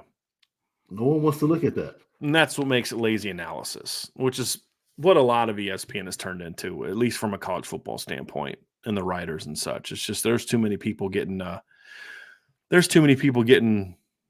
published that you're just like that. Just no. But anyway, Sean, that's going to do it for this portion of the show. We're going to have a mailbag coming up next, and we've got about 10 questions in there right now. If you do want to get a question asked, go ahead and get that in there now. But before we leave, hit that like button, hit the subscribe button, hit the notification bell, share this podcast, sign up for the message boards at boards.irishbreakdown.com. Ryan is back off of his 2-week paternity leave. His little one, Raina, is doing very well and healthy. He'll be back tomorrow with he and I will have a recruiting show tomorrow. Kind of recapping this weekend's visits, and we'll kind of preview next weekend's visits and all that kind of stuff. And then we'll have some fun with that. So definitely join us tomorrow. It'll be at 1:00 tomorrow, 1:00. And hey, if you have not done so, Sean, we need people to sign up for the CFB Nation podcast app. We are going to have that off of the Irish Breakdown podcast probably by the end of the month, sometime in July at the latest. So if you are loving the Lucky Lefty show, the CFB All-America show, some of the other things we're going to have planned. We actually took out our first question in Friday's mailbag, took it out and put it on the CFB Nation app, because the first question took like 42 minutes, but it was like, what's your top 10? So we kind of went through our top 10 teams. We ended up like breaking down like 11 teams. So that'll be on there. We're going to have some shows coming out on that. So can only find that coming up soon. You're only going to be able to find that on the CFB Nation podcast app. So definitely make sure that you check that out, so you can get all the Lucky Lefty shows. And of course, you're already here for the Irish Breakdown podcast. So, Mr. Davis, we got some super chats coming up here. We're going to start off here with Rob Osgood. He said, let's face it, anything Notre Dame related will get disrespected in many media outlets. I think he has better toys to play with than ever before, referring to Sam Hartman. In your opinion, what tier will he be at end of season? What say you, Mr. Davis? Ceiling of tier 2? I think tier 2 is the cutoff. I think he has an outside chance to get invited to New York if the season goes right, but everything has to go right. And, Drake May and Caleb Williams are just, a little bit better than everyone else. Sean, can I ask you a question? Can I ask you a question on this real quick before you go to Michael Penix? Could you make the argument that Sam Hartman could go out there and win the Heisman this year? And it still doesn't mean he's the best quarterback in college football. No. I mean, we've talked about what that award means in a lot of instances. If Notre Dame's 12-0 and he throws for 3,500 yards and Caleb Williams throws for 4,300 and is the better player, but Sam Hartman's team is better, then there's a chance Sam Hartman gets the award. So even then, it doesn't guarantee that he's necessarily, if we're talking about talent and impact and those type of things, I would argue he has a better team around him in that instance. But I'm sorry. Go ahead with Michael Penix. No, and Michael Penix, in my opinion, reasserted himself into this conversation with his season last year, and he walks back into a very favorable situation with that offensive line, his returning wide receivers, and the running game that he has. Washington's going to put up a lot of points unless something really bad happens from an injury standpoint this year. Yeah, I agree. I think they're going to be a lot of fun to watch. And we keep hearing talk about who's going to win the Pac-12. Is it going to be USC or Oregon? And I'm like, why are we not talking about Utah and Washington? Especially Washington, because they're going to be better this year with all the transfers they got in. They got the Robinson kid from Mississippi State and Daniel Ngata at running back. They lost one of their offensive linemen, was pretty good, but they've got some guys coming back. You've obviously got Braylon Trice is back. Dude, they walked into Oregon and beat them last year. Right. In year one. Exactly. Yeah, there's There's some interesting takes there. And it's Mhm. not that USC and Oregon don't deserve to be in the conversation for Pac-12 title. It's like, but we need to also be talking a lot more about Washington, who went 11-2, and their losses were by what, like 6 and 7 points, those two games, and they were kind of early-ish in the season. Mhm. I actually think the Pac-12 is going to be one of the more entertaining conferences in college football this year. I do. Yeah. I don't know if there's an elite team in the Pac-12 this year, meaning like a team. Obviously Caleb Williams could maybe put a team on his shoulders, but just if you look at a whole team, I don't think there's any elite teams in the Pac-12. But I think it's a really good league. You've obviously Yeah. got the four we just mentioned. You have Mhm. USC, you have Oregon, you've got Utah and Washington. I think Oregon State is ascending. I think Yep. getting DJ Uiagalelei is going to make a lot of sense for them. They're not going to Oregon ask State, him. they played Oregon. They had Oregon Yeah, down yeah. at that game one. They played Nobody, USC to absolutely nobody shut down USC the way that Oregon State did no, last year. no. Nobody. They're a quality team. Arizona's ascending. They're getting better. They're still a ways off, but they're at least going to be fun to watch. It's going to be a competitive league. There's a couple bad teams in that league. I think Cal is going to be really bad this year because they lost a lot from last year's team. I think they're going to be pretty bad. Stanford's going to be not very good again. They're going to struggle on defense. I don't know what to make of Arizona State, but there's a lot of UCLA. It's going to be a good football team again. We'll see how if they can overcome the inexperience of quarterback, but they may not have a fifth-year guy like last year, but they've got one of the prettiest. They're going to have one of the prettiest throwers of the football that I've seen in a long time. At some point, Dante Moore. Now, will it be week 1, week 4, week 7? I don't know when he's going to take over. He's going to take over at some point in time. Absolutely. But you know what they are going to do? They're going to run a football. Mm-hmm. So I think it's going to be a fun, competitive league. I really do. I think it is. So it's a good question. I think he's tier 2 as well. I think there's an outside chance that he moves up to tier 1 by the standpoint of he's a Heisman Trophy finalist. It could happen. I'm not predicting it because that's quite the homerish leap. But it's certainly, as I've said. Look, if Ian Book can rank 9th in Heisman voting in a year we threw 15 touchdown passes. If Notre Dame's 11-1, 12-0, and Sam Hartman's got 3,500 yards and 30 touchdowns, guys, he's gonna get a lot of Heisman votes. Is it going to be enough to get him to New York? Maybe. But I just, the thing for him to win it, Sean, he's going to need almost 4,000 yards, if not 4,000 yards and a bunch. And I just don't know if the offense is going to, yeah. So we'll see. But it's going to certainly be, he should be tier 2 now. I think the question would be, where in tier 2 does he end up? I think part of that depends on, can Washington build on what they did last year and keep Michael Penix healthy? Yeah. Can Jordan Travis take a leap? Because I think Jordan Travis has another leap he can make as a player, as a passer especially. Does he make that leap? Can Bo Nix build on what he did last year? There's guys in that conversation, in that tier 2, that are really good football. And if KJ Jefferson can kind of have a bigger statistical leap playing for Dan Enos, there's a lot of, can Riley Leonard have a big jump in production in year 2? He's not in the tier 2 now, but could he be if he bounces back? How would you like to be facing him week 1? Yeah. Clemson? Somebody mentioned here too, like I've said this, I think Quinn Ewers has gone from vastly overrated coming out of high school to now being underrated and underappreciated by some people. Somebody had him like as the number 3 quarterback, and it's like, all right, okay, now we're going back to overrating him. But I could see him being in the conversation for tier 2 at some point in time this year. And he's got the physical tools to jump into tier 1, and he's playing in the kind of offense that should allow him, if he can make that jump. I just don't know if this is the year that he does that. We'll see. Yeah. But he's tier 2 for me now. I think the only conversation, Sean, for me is where in the tier 2 does he end up? Is it? Yeah. I'm more interested in what he's going to improve. I think that's what about his quarterbacking is going to improve. That's really something to think about with Sam Hartman, like playing with this offensive line, and playing with this running game. What will improve for Sam Hartman? Because you mentioned Jordan Travis, and you talked about how people can look at the game against Florida and say he didn't have a good game. I think Jordan Travis was 6th in the nation in yards per attempt, and like 9th in the nation yards per reception. So he pushes the ball down the field.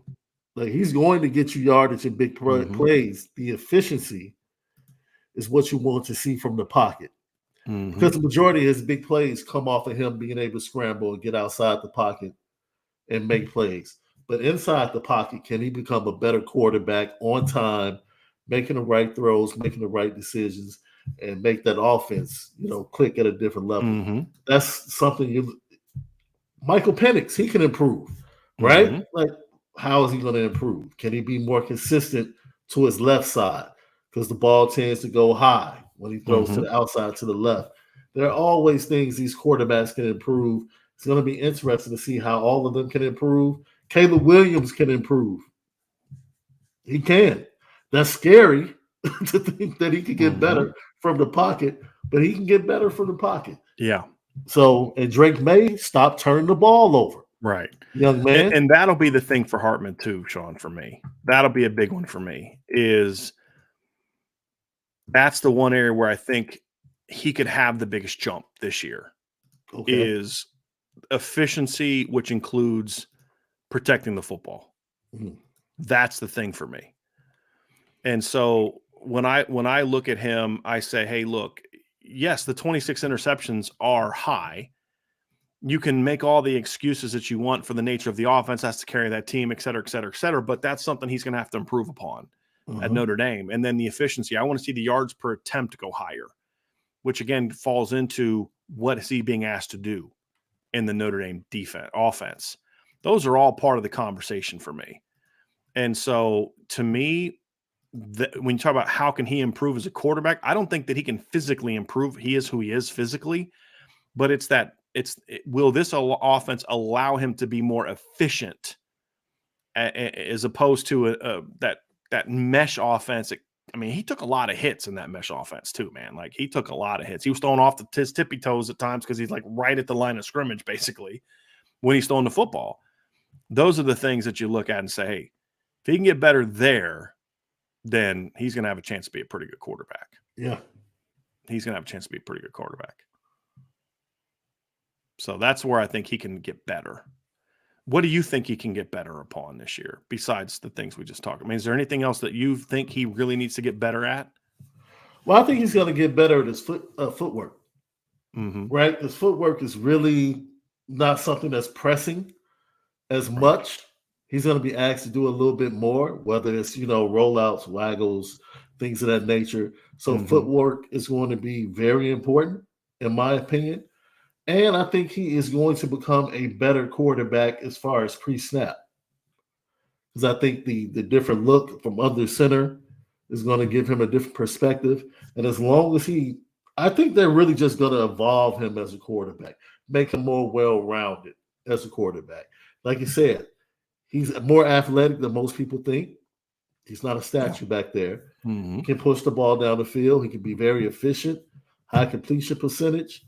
And on top of that, you get to see him doing a little bit more and using that athleticism a little bit more than you saw at Wake Forest. So that's going to be impressive. That's something NFL scouts would probably love to see, especially if he does well at it. And then moving forward, I think his deep ball is going to be something that people are really going to say, okay, right? You know why?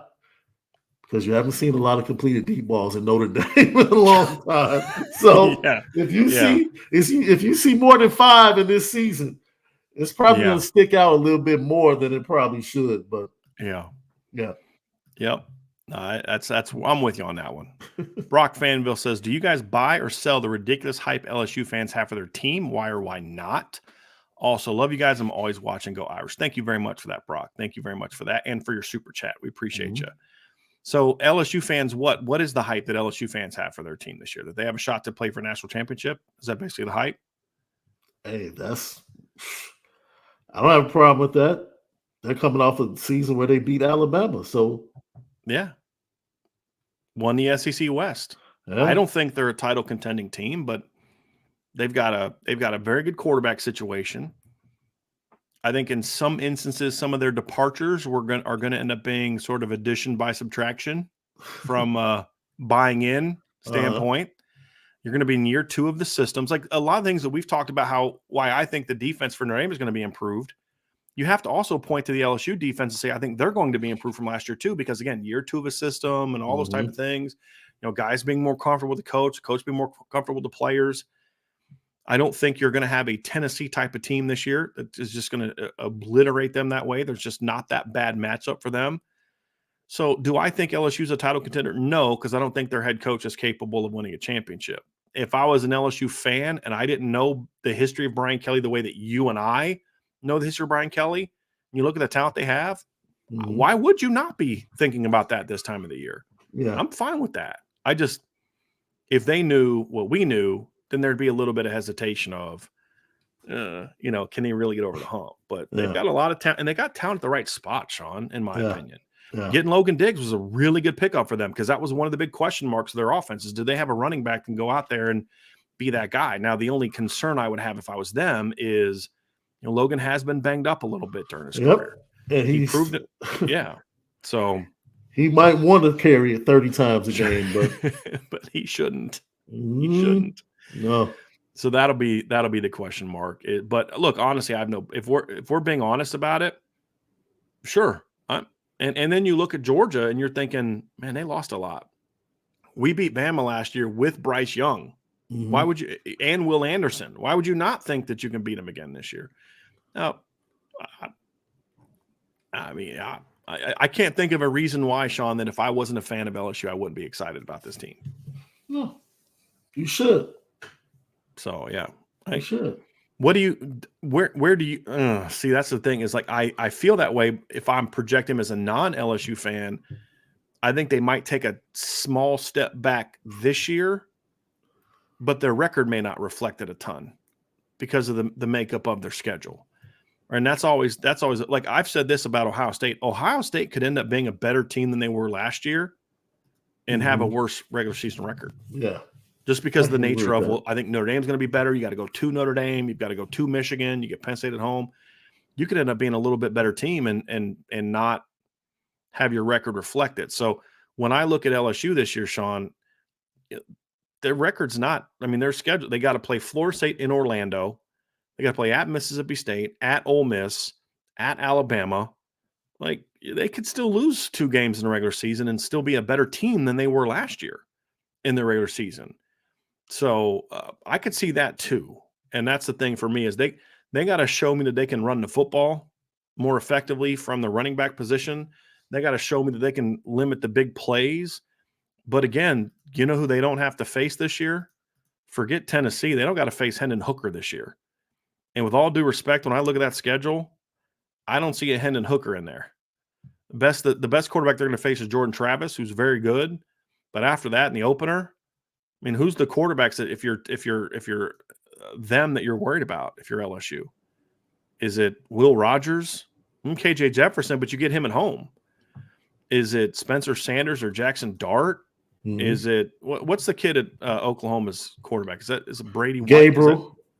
Who you said at Oklahoma? No, I said Oklahoma, but I meant Missouri. Okay. Is it Brady White? Is he or Brady Cook, or did they have somebody transfer in? I'm not sure. Missouri's not going to have it. Auburn, no. Army, no. Tyler Buckner, Ty Simpson at Alabama's not.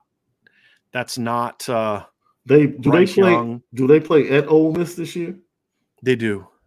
Yeah, they do. And if you watch that game for a half, Jackson Dart and Ole Miss played really well at LSU.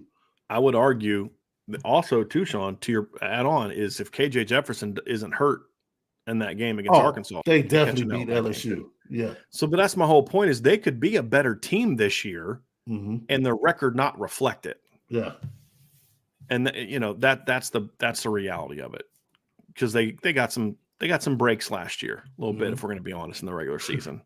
They got some breaks, and they earned some too. They earned the win over Alabama. They did. It was a ballsy call by Brian Kelly going for it on 4th down. Yes, it was. Very ballsy call, because you're thinking you're at home, you've got them, you scored, kick the extra point, go to overtime.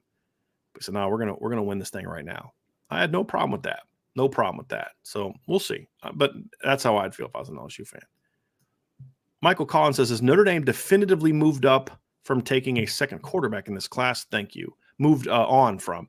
I have heard no mention from anyone that I've talked to about Notre Dame taking a quarterback in the 24 class. I think if they're going to look for additional depth in the 24 season, it'll be going to the portal and finding another guy.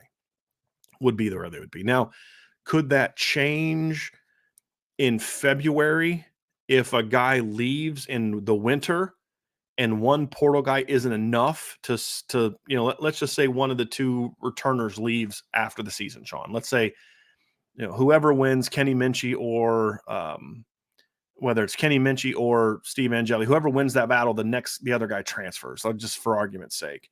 And then you lose Sam Hartman. Could you be in a situation where maybe then you do it? Sure. But as of now, I've heard no mention of them going after second quarterback.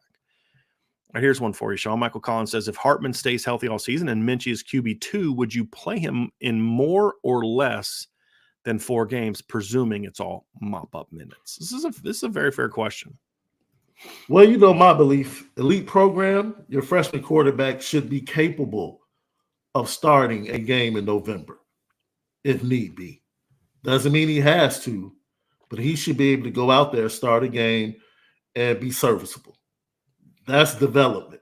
And now you have a quarterback coach for the first time in a long time at Notre Dame that is directly tied into Angeli and Guduli. I mean, not Guduli, but Guduli is tied into Angeli and Minchey.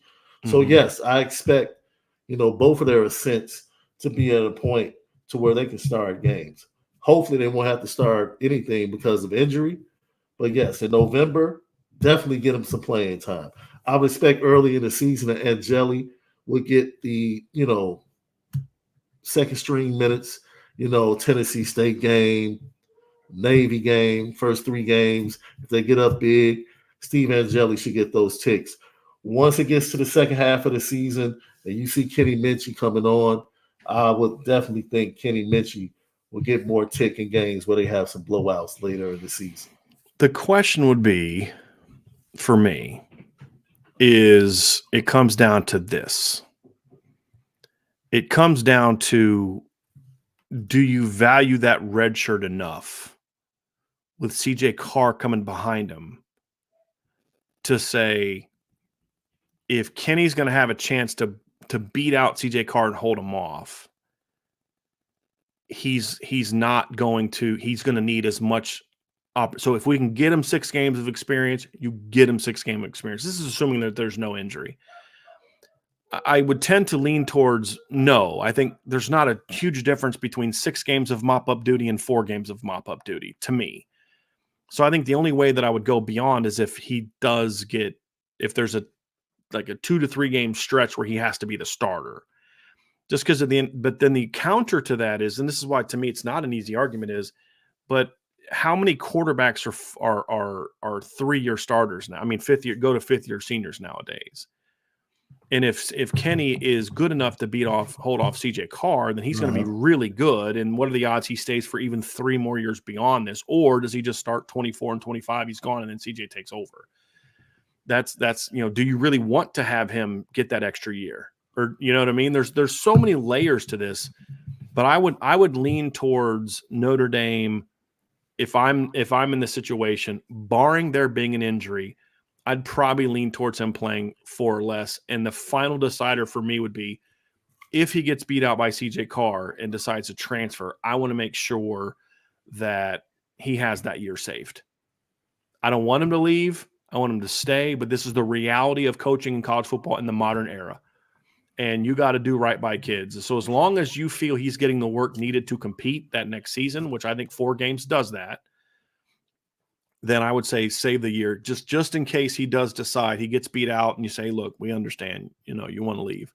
Mm-hmm. He doesn't lose that year of eligibility, because at the end of the day, I don't think 5, 6, 7 mop-up games gives you a whole lot more experience and preparation than 4 mop-up games, Sean. I don't know what your thoughts are on that last part. This is me. I'm looking at it more from, what do I want going into next year? What I don't want is, I don't want the thought of CJ Carr having to play to even be on the table. I don't even want that on the table. So now, and these are conversations that the coaching staff during the middle of the season, they're going to start to have. Marcus Freeman's going to sit down with Gino Gadula and say, "Yo, we're focused on this season, but these are the kids we're looking at in 25. Right. We already have a guy in 24. Hey, they decided to go into the portal during the season last year. They made the decision. You know what? We're going to have to go to the portal. So, with all of that being said, it's going to be an ongoing discussion, and you'll watch the development during the season. And if it gets to a point where Gaduli says, "Yo, this time next year, he'll be ready to go. He should be ready to start." Then you have to decide, look, we want to get him ready for next year, but let's just get him in to get some live bullets, get used to the game, knock the rust off. And that's what you're really talking about. Because at this point, I think you and I both believe as things advance that eventually Kenny Minchie is going to elevate himself in the quarterback room. That's my opinion. Others might differ. But, for me, Kenny Minchie, at some point, you would love to see him. But if you never see him on the field, that still has nothing to do with his development. Right. That's the beautiful thing. Like, seeing him on the field does not mean that he won't be ready and won't be a good quarterback next year as a sophomore. Right. Doesn't mean anything. It's all about how they want to go about using the plan that they have in place for him and for other quarterbacks in their quarterback room. So, I don't want to attach his development to seeing him on the field, because he could actually develop very well, and they could just say, you know what, let's just let him go through the fall. I mean, let him go through not fall, but bowl prep. Sure. And that's where we'll elevate him during the bowl prep. And then from there into the spring, we'll increase him a little bit more, and then by the fall. But it's all about the plan. This is why having Gino Gaduli is goal right now, because it's his job to come up with a plan. He can just focus on that. Absolutely. I would kind of, I think the premise that you said to me is very important.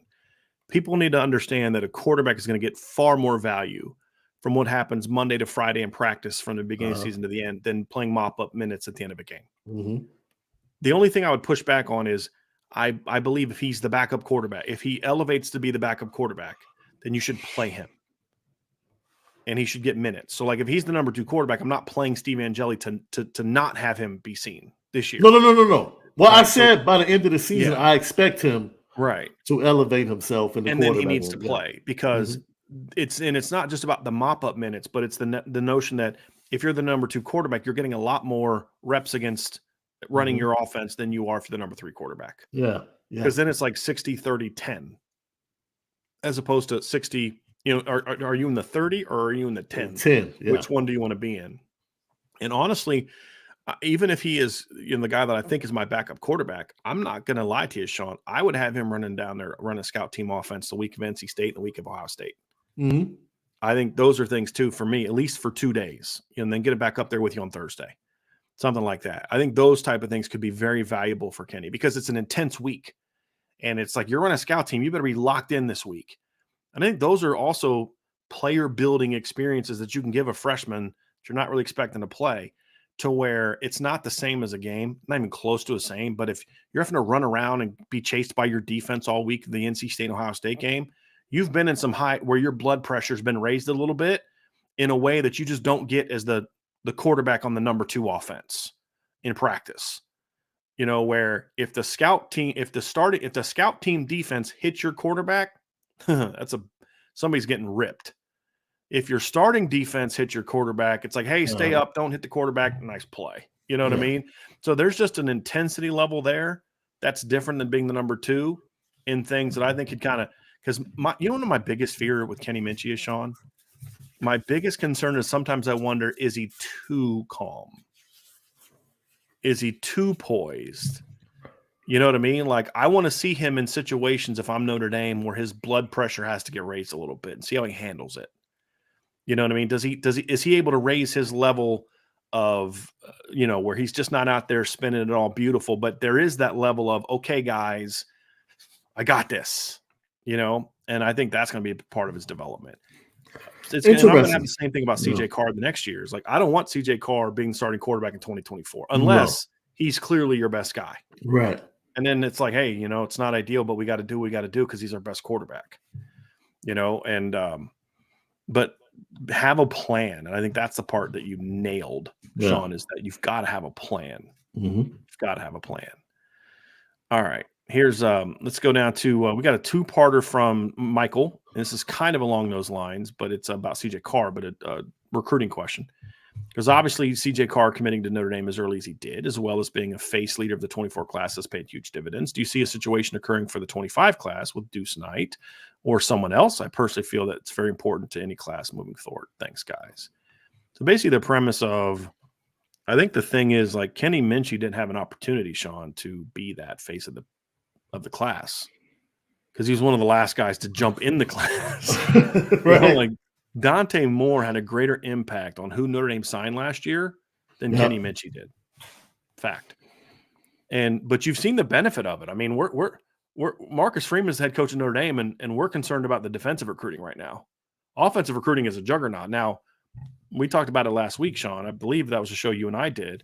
Mm-hmm. But it's partly on Marcus Freeman hired really good recruiters on the offensive side of the ball. Yeah. Tommy Reese did a nice job. Jared Parker's picked up and just run with it. Gino Gaduli's did a nice job building on what Tommy did by getting CJ Carr and having Cam Williams. Chancey Stuckey's rolling. Jared Parker's done well with tight ends. Joe Rudolph, if he can get Gilbert Lambert, I like where they're trending there. All of a sudden, in a year that's a down year on the offensive line, you're going to get a pretty good class. Pretty good class. Coach Heastan did a great job recruiting the offensive line last year, in my opinion. He made great hires of coaches and recruiters. Right? That's part one. But let's not kid ourselves and act like having CJ Carr in the class as the first offensive kid in the class has not played a role in what they've done. Yeah. It's been a huge role. Even when you lose kids, let me impress upon that. It's not just the effect of the kids you get in the class. It's the kids that gave you the look, the serious look that other kids are watching. The buzz on the 7-on-7 circuit. Like, kids talk. They talk all the time, especially now with social media. Like, all of these kids pretty much know each other. A kid in Naperville, Illinois will have a great relationship with a kid in Los Angeles, California. Just from the 7-on-7 circuit, playing against each other, having each other's IG, talking on the phone, playing video games against each other. Like, the world of recruiting is really small now. Like, all of these kids know each other. So I'll give you a perfect example. I think Jaden Burdell has been open and honest about playing with CJ and how it intrigued him. Like, man, this would be cool to play with him at Notre Dame. Ultimately, he ends up at Georgia, but that's a kid whose quarterback is Dylan Raiola. Absolutely. Number one quarterback. Like he went to some school that's like, well, he was going to play with CJ. Now he's playing with some kid we've never heard of. I mean, right. Yeah. So there was a greater pull for CJ Carr for Jaden Riddell's interest than anything about Notre Dame, especially at the end. Yeah. That was all about CJ. Yeah. When he talked about scheduling the visit, which didn't have high expectations it was going to happen, but it was more about that's all CJ there. That's all CJ in that case. Now, the question is, can Deuce Knight and somebody else have that impact? I think so. I think so. It'll be a little different because Deuce is from Mississippi, not 2 hours down the road in Ann Arbor. Yeah, so he won't be on campus as much, right? He won't be like every home game like CJ was, just about every home game last year. But as far as draw, especially with the Southern kids, because he is a Southern kid, it could have an impact. I think a kid like Blake Hebert could have an impact, especially if he keeps going up the rankings. He's ranked as the number 65 quarterback in the country right now, according to On3. I think other services, as that more they see him, should anyway jump him up the rankings. Yeah. The problem with a kid like that would be if he was to pick Notre Dame, would he pick? And I'm not saying he is, because Penn State's in that game too, and they just offered him 2 days ago. I'm just saying, like, those are probably the two most realistic right now is Deuce and Blake Hebert. You hope that he kind of jumps up the rankings before he commits, because if he commits, there's no way Rivals and 247 raise him up the rankings if he's already committed to Notre Dame. Yeah. Which could have an impact. But if he's a guy that's out there on the 7-on-7 circuit, because that's the thing that helps CJ too, Sean, is he's out there on the 7-on-7 circuit, and these kids see him play. So forget the rankings. Like, I don't know what the rankings are, but this kid can spin that ball as good as anybody. Yep. I don't know that Blake Hebert is going to do that. I'm pretty sure Deuce is doing a lot of that stuff, I believe. So that's going to be a big part, is how out there and in around the other top players is that quarterback is another big part of it. Yeah. And so it's going to be hard for anybody to have CJ's impact because of the combination of him being a highly ranked recruit, the name recognition of Carr, and then also the fact that he is always, up until 7-on-7 this summer, I mean, like all last season, all winter, he was always around when big-time kids were on campus. And he'll be that way again in the fall as well. That's going to be a little tougher with a guy that's further away, in my opinion. No matter how he seems to have a really. Let me ask you something. We might have seen two recruitments. I'll use Carter Nelson and Deuce Knight, 124 and 125. Well, the relationship with the position coach ends up being very important, right? Because when Deuce Knight was on campus, it was very apparent, like, I don't want to say above and beyond, but maybe you could tell that Gino Gaduli had identified him. And this is before he started picking up he just picked up the Alabama offer this weekend. So everyone else is starting to jump on board. But this is early in the process. And it was pretty much the Mississippi schools, Notre Dame, Tennessee, maybe a couple other schools. And you could just tell from just watching practice that, his relationship with Gino is very similar to the relationship with Jared Parker and Carter Nelson, which, in my opinion, I feel like is eventually going to give Notre Dame the edge in this whole recruitment thing, because it's one thing to like Marcus Freeman. You talk about this, but when you have that relationship with that position, that's why Chancey Stuckey must be applauded. Mike Mickens has to be applauded. It's like, kids are coming because they like Marcus Freeman, but these wide receivers, they love Chancey Stuckey. Yeah. These defensive backs, they love Mike Mickens. And so it goes a long way to what you just talked about with Marcus Freeman hiring really good coaches, but hiring really good recruiters as well. So that's why I'm so amped at what we heard about the Gerby Lambert situation with Joe Rudolph, because that was the question. This is like, okay, this is the first time we get to see who he is as a recruiter, especially with big-time talent. Right. In a recruitment where you've kind of fallen behind. Yes. For various reasons. Absolutely. Yeah. And then when you got the feedback that we got, it was like, okay, this is great news. Like, it's not even about the kid. This is great news about him as a coach. You feel confident moving forward. It should be all right. At 25, absolutely. That Notre Dame should be all right. Because I don't question him as a developer of talent. Right. That's never been an issue. He's at least going to be, I think the only question I have for developer of talent is he elite? He's at the very least good. And this is the point that I've been making. There are questions about about Joe Rudolph in view of holding him to the Harry Hiestand standard. Right. That should be what every offensive line coach is based on. Can you bring the success that Harry Hiestand and Joe Moore had when they were in their prime? And actually, I think that comment's more for Joe Moore than it is for Harry Hiestand, because the last few years of Joe Moore, I mean, they weren't as great, right? Right. But Harry was kind of, the success was always there. It's not comparing him to Jeff Quinn or even Ed Warner, who was a solid offensive line coach. It's to that degree. So whenever there's a question that we have about Joe Rudolph, it's how is he in relation to how good Harry Hiestand was as a developer? Yeah. He's a significantly better coach than Jeff Quinn, in my opinion, as a developer of offensive linemen. So that part's not what we're talking about. It's the other standard. And that's my only question is he going to be an elite developer of offensive linemen? Yeah. Is he going to be able to take some of the more raw athletic kids. Because like at Wisconsin, the kids he had that were raw, they were maybe raw technically, but they were guys that more the strength coach was going to have a bigger say. Because it was like some 255-pound kid, that was a tough mauler and all that kind of stuff.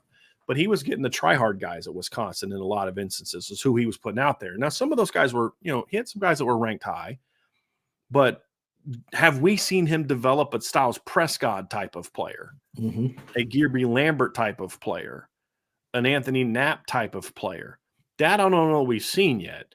But again, that's comparing him to the Harry Hiestand standard. And that's a different those kind of guys at Wisconsin. point. Talk about that a little bit, B.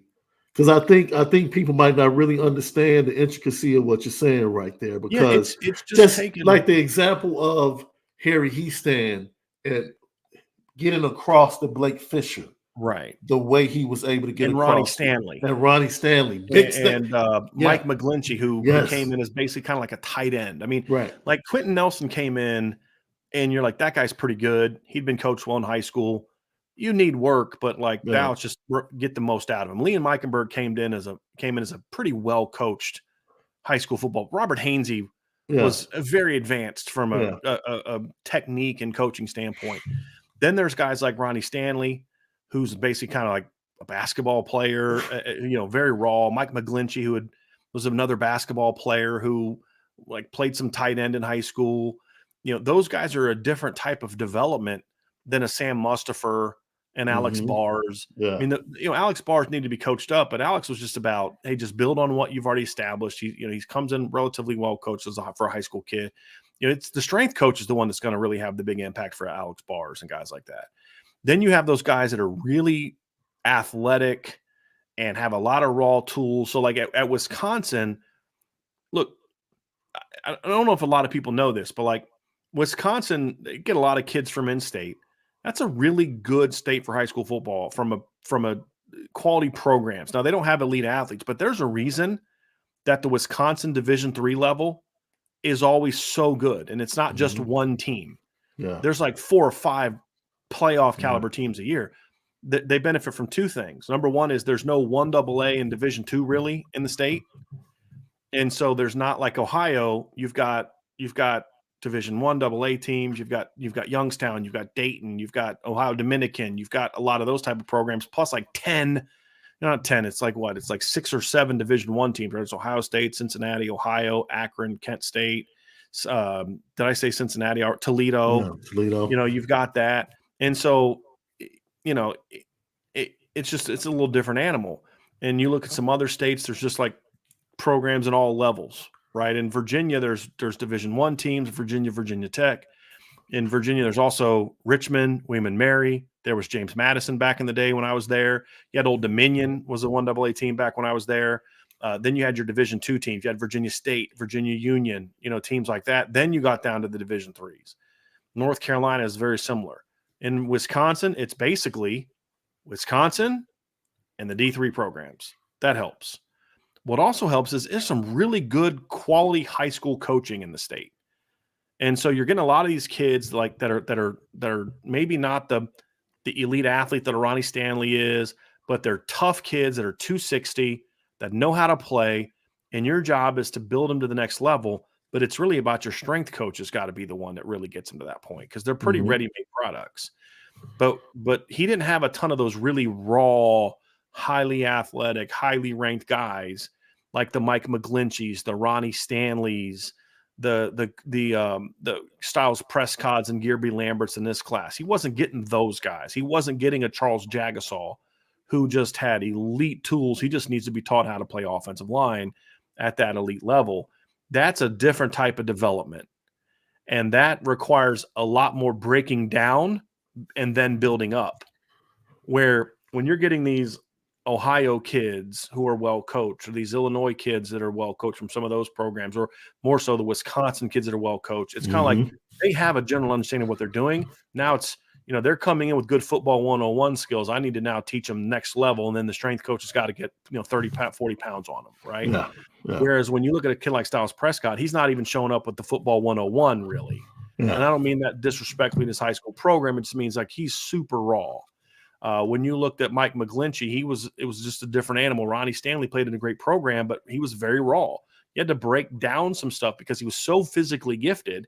He could get away with stuff that a kid with that's the other part too, is the less talented kid, even in high school, can't just get away with being better than that guy. Right. He's got to have some good technique. Whereas Ronnie Stanley in high school could just dominate you and have not a clue what he's doing. You see that with Styles Prescott. He'll just eat a pass rusher up. And you're like, that was horrible technique. But he destroyed that guy. You know what I mean? Gearby Lambert's got some of that. Like, man, he doesn't really know what he's doing yet to the level he needs to, but he just dominated that guy. Yeah. He wasn't getting that kind of guy. It's not that he can't do it. It's just a different deal. And I need to see that he can do it, is the question mark for me.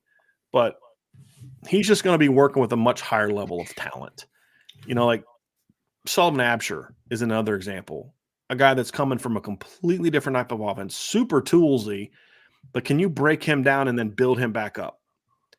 As opposed to a Sam Pendleton who comes in pretty much like well-coached, comes from a really good program, knows how to play. You got to refine stuff, obviously. Yeah. But now it's just about build on the strong foundation that you inherited. Yeah. That's the difference. Joe Walt came in knowing how to play offensive line. And this is no disrespect to Jeff Quinn, because I will say the same thing about Harry Heastand. The biggest beneficiary to Joe Walt being successful, when you go back and look at it, is going to be it's three people, well, sort of: God, John Alt, and Matt Bayless. Right? I mean, those are the, because not that the O-line coach isn't important, but the need that Joe Walt had from a position coach is a whole different animal than what Blake Fisher needed from his position coach. Right? And what Sullivan Absher is going to need from the position coach, who are the raw toolsy kids, but they need a lot more development, where Joe Walt's like, hey man, my dad's in the Ring of Fame. He's taught me how to play offensive line. You can, teach me what you're doing here, but I know how to play this game. Right. Right. It's just a different animal. He had a lot more Joe Alts at Wisconsin. Not, you know what I mean? Like just the kids who already knew how to play the game. Yeah. That's not to take away from what he did. He did a very good job, because high school coaching and Big Ten West champ coaching is a different animal, but it's just the baseline is so much higher, and it's just a different type of deal. Yeah. Where when you've got to take down those raw opponents, you got to break that stallion. That's a whole different animal than getting a horse that's already kind of has an idea of what he's doing. You know what I mean? Yeah, but if you can break them and get them right, boy, you're in the winner's circle. Exactly. You're in the winner's circle. That's where the ceiling is higher. And if he can prove to do that, Sean, then he's going to be just fine. He's going to be just fine. So it's a more of an unknown, as opposed to, gee, I don't think he can do it. Yeah. It's just, hey, I need to see that he can do it at this level. And we're going to find out. But we had that question about Chancey Stuckey last year, and he answered the bell. We had that question about Mike Mickens. Okay, we saw him do it at Cincinnati.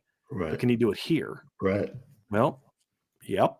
Yes, he can. Dylan McCullough did a great job identifying those under the radar kids at Texas. I mean, at Indiana, and then coaching them up.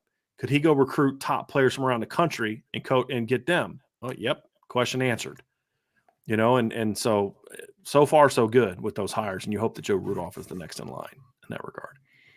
Here's one, Sean. Just thank you for the super chat, John Bertucci. Appreciate that very much. Just for fun, if Michigan, Notre Dame, and Georgia, Oklahoma, and Washington all go undefeated, now Alabama loses to Georgia by 1, what teams miss the playoff?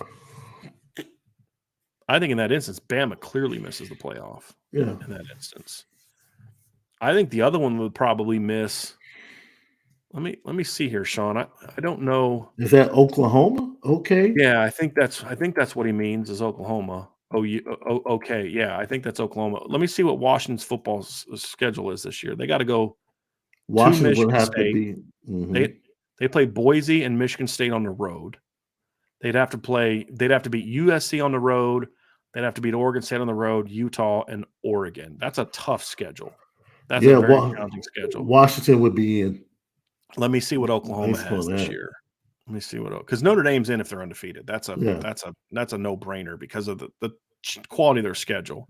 Yeah. Let's see what Oklahoma has this year. So Oklahoma, let's see what the Sooners have schedule-wise here, Sean. They play Arkansas State, SMU, at Tulsa, at a conference.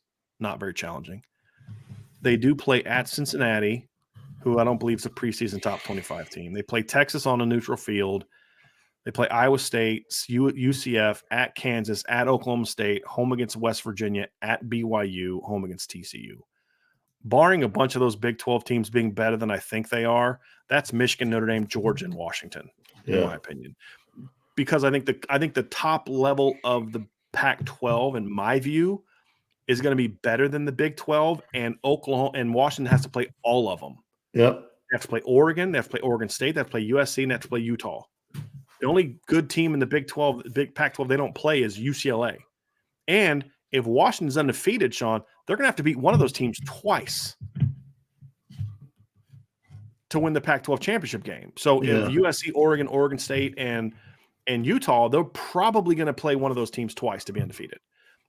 They're easily in. Yeah. Notre Dame is in if they're undefeated. Georgia's clearly in if they're undefeated. And then Michigan, we could argue that Michigan's overall schedule is not tough enough to get in undefeated over an undefeated Oklahoma. But the problem with Oklahoma is going to have is I don't know that Oklahoma's schedule has the top end that Ohio State and Penn State are for Michigan. That's the problem for me. Because what's the big win for Oklahoma if they go undefeated? Texas? What's it after that? Maybe they don't have to beat Texas twice, maybe. What's their big one after that? TCU? Oklahoma State? TCU probably. Yeah. And I don't think TCU is going to be nearly as good this year. Yeah. Whereas Michigan, their schedule's a joke. It's a joke. Very much so. But if they're 13-0, that means they've beat Ohio State. That means they beat Penn State and either Iowa, Wisconsin, somebody like that. And fair or not, those two wins are going to be better than anything Oklahoma does, in my opinion. Even from the very least from a perception standpoint. So if Oklahoma's, I'll tell you what, best chance for Oklahoma, this is going to sound crazy, Sean, but best chance for Oklahoma to get in, this is going to sound nuts, and you can tell me if I'm nuts for saying this. The best chance for them to get in is to actually lose to Texas in the regular season, have Texas run the table, be ranked really high, and then come back and beat them in the title game. And then hope that those other teams are not undefeated. Right? Because at least then Oklahoma or Texas can maybe rise up the rankings enough to where you're beating a playoff team in the championship game, as opposed to if they beat Texas twice, then Texas isn't ranked really high anymore. Now you've lost your only good wins like that. But the counter argument is if Notre Dame and Michigan are undefeated, that means Ohio State has 2 losses as well, and you wonder where they're going to be ranked. Right. So it's going to be interesting. That's something that's never happened. I don't think we've ever had 4 undefeated teams in the playoff, correct? No. Because last year we didn't. No. The closest I think we got, 2018, I think was the first time, Sean, that we had 3 undefeated teams. I think you're right. I believe that was the first year that we had that. Let me go find it here. That was the year that Clemson won it all. Yes, Notre Dame was undefeated. Bama was undefeated. Oklahoma that year lost to Texas in the regular season and then beat them in the conference championship game.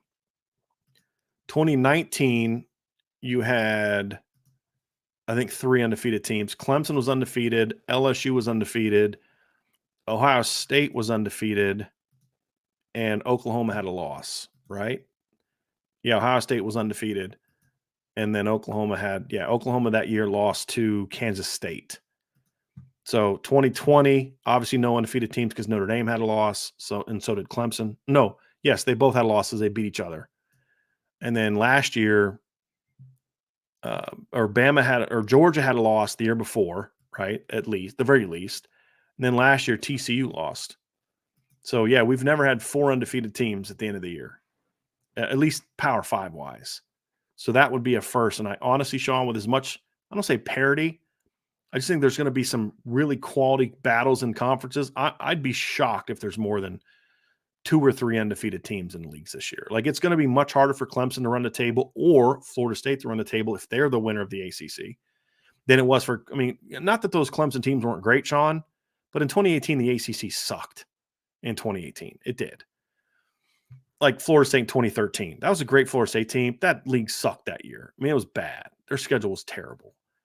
SEC, it's going to be hard to run a table in the SEC this year. The only team with a shot to me is Georgia because their schedule's pretty soft for the champ, let's be honest. Yeah. Bama, I mean, I'll be shocked if there's an undefeated SEC West team at the end of the year. Shocked.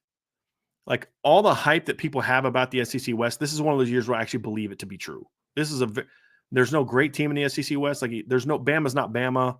LSU's not what they were in 19, but they're both really good. Auburn's going to be better under Hugh Freeze.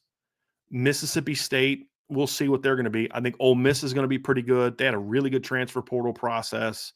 I think Texas A&M is going to be better, especially if he lets Bobby Petrino actually run that offense. I think there's still a lot of talent there. I love Connor Wegman as a quarterback if Bobby Petrino is allowed to coach the offense the way that he wants. And I think Arkansas has a chance to be a pretty quality team. And so since LSU and Alabama aren't what they've been in the past, although still really good, we could see a lot of teams kind of knocking each other off, which is exactly what happened in the SEC West last year. So I think we're going to see something similar to what we saw last year, Sean, where there's just the East champ dominates and then the West battles it out all year. So, yeah. So on that 4, Sean, we both agree Oklahoma's out. Yep. And Alabama's not in. Oklahoma was out before you even went to the schedules for me because I knew. The question would be, does Bama get in over Washington? I think that would be the debate. But I think when you look at the perception of the Pac-12 could hurt Washington. But if they're 13-0 and they had to beat USC twice, Oregon twice, and I have a hard – there'd be a lot of upset people rightfully if that were true. Mm-hmm. Absolutely. Anthony Solomon, super chat. Thank you, Anthony. Said, would a scenario of having your quarterback start 2 years, leave, and his replacement start the next 2 years, and this become the norm at Notre Dame? I mean, that's the norm at championship programs. Right. You know, what Tua started 2 full years, right? Yeah. Mac Jones only 1. And then, although I don't think they anticipated Mac only starting 1, you know what I mean? Like, I don't think they went that year saying Mac's going to be, set records and be gone. Bryce was 2, right? I mean, so they did that there. Clemson's the only exception because Trevor started as a true freshman, but that doesn't happen in most places, right? No. Justin Fields is only 2 at Ohio State, right? 19 and 20. Yep. I'm trying to think. Caleb Williams will be a 2-year start at USC, but he would have been 3 if he would have gone there out of high school. Yeah, I mean, I think Baker was a 3, and then Kyler was a 1, so it's kind of, balance itself out. Jalen Hurts was 1. So yeah, minimum 2 years. I mean, all times not more than 2 years. I think the exception, Sean, is basically if a guy starts as a freshman. Obviously, that's the exception. I'm trying to think who of like Joe Burrow was a 2-year starter. Yeah, right. Like that's pretty much par for the course. Right now, I think you could go 3 and 2. Could get into some of those if a guy takes over. Like if Kenny Minchie wins a starting job and holds on to it, he'll has a better shot at being a 3-year starter than a 2-year starter. I don't see Kenny Minchie going pro after his junior year of college. Yeah. Maybe redshirt junior year, but not true junior year. In my opinion. The only exception would be is like he takes over in like game 3 this year and builds on it that way. But even then, I don't think Kenny's that kind of guy. Yeah. I don't think he's that kind of physical talent. He's good, but not that. Here's from Irish Gordian Knott. What is the bait? Well, actually, he asked somebody else that question, so we'll go to something else. Irish Chi-Town. Sean O'Brien, do you think all the disrespect towards Sam and Notre Dame can actually be a good thing, as it might put some fire in their bellies?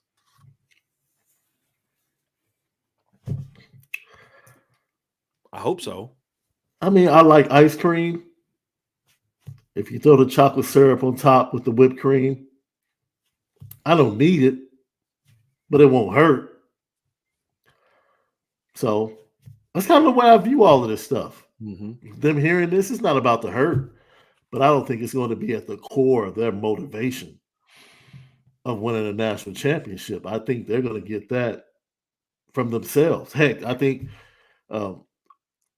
what Tim Brown said to them on the practice field last week. Mm-hmm. That was pretty cool, by the way. Means more, in my opinion, than anything that's being said by outside media. Like, like if you want it, that's if you truly want to win, lock in now. Like this is the time you lock in, and that is echoed by Malik, every player that's ever talked about the seasons during the Brian Kelly era where they felt like they really had a shot. Bennett Jackson, we talked to him last week. He said coming into that summer of 2012, we felt we were that team. Coming into 2015, they felt they were that team. It's something about championship teams. They start to get that feeling right now.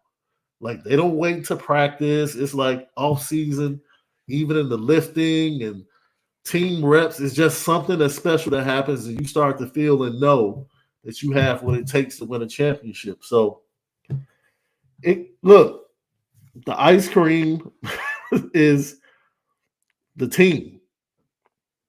The condiments that goes on top, rankings, lists, comments about Sam Hartman, all of that stuff is just things that's added on to make the entire dish a little bit better. But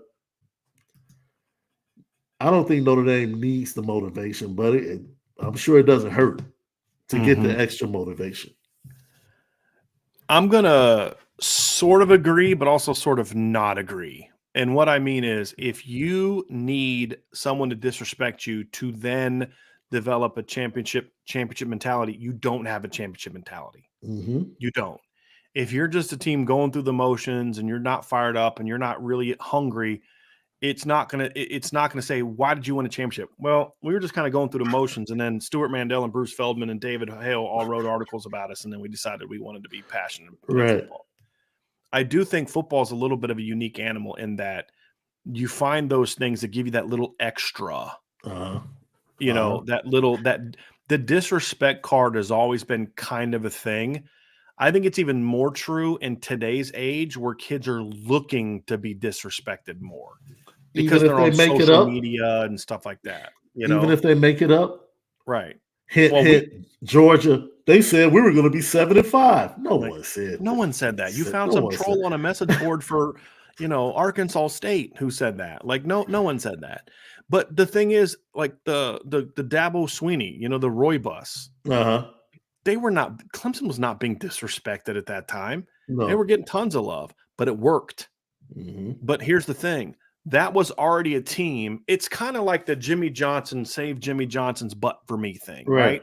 Notre Dame was ready to play that game. That was that little extra thing that said, okay, now you're really in for it. Right. But it's not like I'll give you an example. We were playing a team, Averett University, and they were a new program. We'd kind of dominated them the year before. We knew we were going to beat them then. As the players thought they were going to beat them again. And they just weren't that – they were okay, but they were better than they've been, Sean. So, we're watching film, and we're seeing some decent things as coaches. And they were just kind of going through the motions. And they had some little linebacker who made 20 tackles a game because, if he was, sniff the pile, they'd throw an assist on there for him, right? And in pregame, and I was like, man, we're just kind of going through the motions this week. I couldn't get my guys riled up. We just weren't, we hadn't quite reached that maturity level yet as a team. And that ended up costing us in the playoffs that year. But this kid stands at midfield and he's just yapping. And our kids came in the locker room with a completely different mentality than they had when they went out to the practice field. And we destroyed them. But why? Because we were way better than they were. Yeah. You could get away with that sort of we weren't ready mentally, but turned it on because we got disrespected against an inferior opponent. You can't do that when it's USC on the other side. If you weren't ready going into that week, I don't care what billboard stuff is said about you. You can get mad as you want this year going into USC about what Caleb Williams had on his fingernails last year. But if you just now started getting fired up with that mentality the week before the USC game, it's not going to matter. That stuff, and that's where Lou Holtz was masterful. He would start that stuff in the offseason. And Notre Dame was always the underdog. Defending national champs, but still the underdog to everybody. There's a reason why he does that and why that stuff works. But it's what it is, Sean, is it's taking my team and giving them something to focus on at this time when we don't have an opponent to prepare for on Saturday. That's what I think that stuff is good for and where it can help is what's my motivation for ripping it up today? Yeah, I want to get a title, but I need something tangible to be pissed off about. And I think that's especially true today because I think there's like you need something real to get them mad about because back in the day, I could say, hey, this team said this about you, and they had no way to know, right? I mean, what are they going to do? Get on the internet? What's an internet coach? I don't know what that is. Right now, it's like, hey, this guy said this about you. What, really? Hold on a second. I didn't see that. Can you point me to the article, coach? Can you point me to the tweet? So when that disrespect is there, Sean, it's like, okay, this gives me something to point to. You guys think that we're trash? Okay, I'm going to go out there and show you something. I think that's a very real thing in sports. I just don't think it's a thing that turns a team into a 180. I think your ice cream analogy is a good one because hey, I'm trying to go out there and win a championship, and that championship is, to me, I would say the championship is the ice cream, right? But I don't think I wouldn't like a little extra, some stuff on the top, which is like we beat our rival. This quarterback ran his mouth and we smacked him in the face. These guys wrote bad things about us. So like that championship has a little bit more of a, screw you guys thing to it. But if you needed that to get motivated to win a championship, you're not going to win a championship. Simple as that. And so I think it's good for the summer because I think it gets you through those dogged days of the summer. Because what do you think that they're going to be, the receivers going to be more fired up for going out to work out this weekend? That some guy just wrote an article saying they're trash or playing Navy. In June, it's that dude that wrote the article saying they're trash. Yeah. Right. So I want to be fired up, but now I got something to kind of, fuel the fire. Something. Right. Yeah, you need something. Yeah. So that's why bulletin board material exists, in my opinion. Ray Holcraft, what Notre Dame quarterback of the past 20 years does Sam Hartman remind you of most? And or is Sam Hartman a combination of several past Notre Dame quarterbacks? What say you, Mr. Davis? It's a good one because there's no direct link. The most body type wise, he reminds me a little bit of Ian, right? Yeah. Scrambling ability is similar to Ian's, but Ian was a little better athlete. Yeah. He's got some Deshaun in him, gunslinger. I mean, Deshaun liked to throw the ball down the field. Yeah. And Sam likes to throw the ball down the field. Throwing motion and accuracy wise, he's not Jimmy, but that's probably the closest comparison. From a timing anticipation standpoint, it's probably Jimmy. Yeah. So a little bit. Now I'm not saying he's Jimmy Clausen, Deshaun Kaiser, and Ian Book all wrapped into one. I'm not saying that. I'm saying I don't know if there's one guy that suits all of the things that he does well. Right. That's a good call. Yeah. That's a good call. Because Tommy doesn't. There's nothing about him that Tommy Reese reminds me of. Dane Christ, Everett Golson, Malik, Jack Cohn, Tyler Buckner, Drew Pine. I mean, none of those guys have anything remotely similar to me to what Sam Hartman is as a player. Boy. I just wish they had Jack Cohn one more year. I know. Boy. I know. Oh, man. Or in 2021, I wish that they had the coaching staff from last year. Mm-hmm. Either one. Because that 21 schedule was not hard outside of Cincinnati. Was not a hard schedule. Ugh. Nathan Milton with a super chat. What do you think Harry Hiestand looked for in O-line recruits? I have no clue, and we actually asked ourselves this question. We get one last conversation with Harry Hiestand. What would be the one question? And my thing was, what do you see?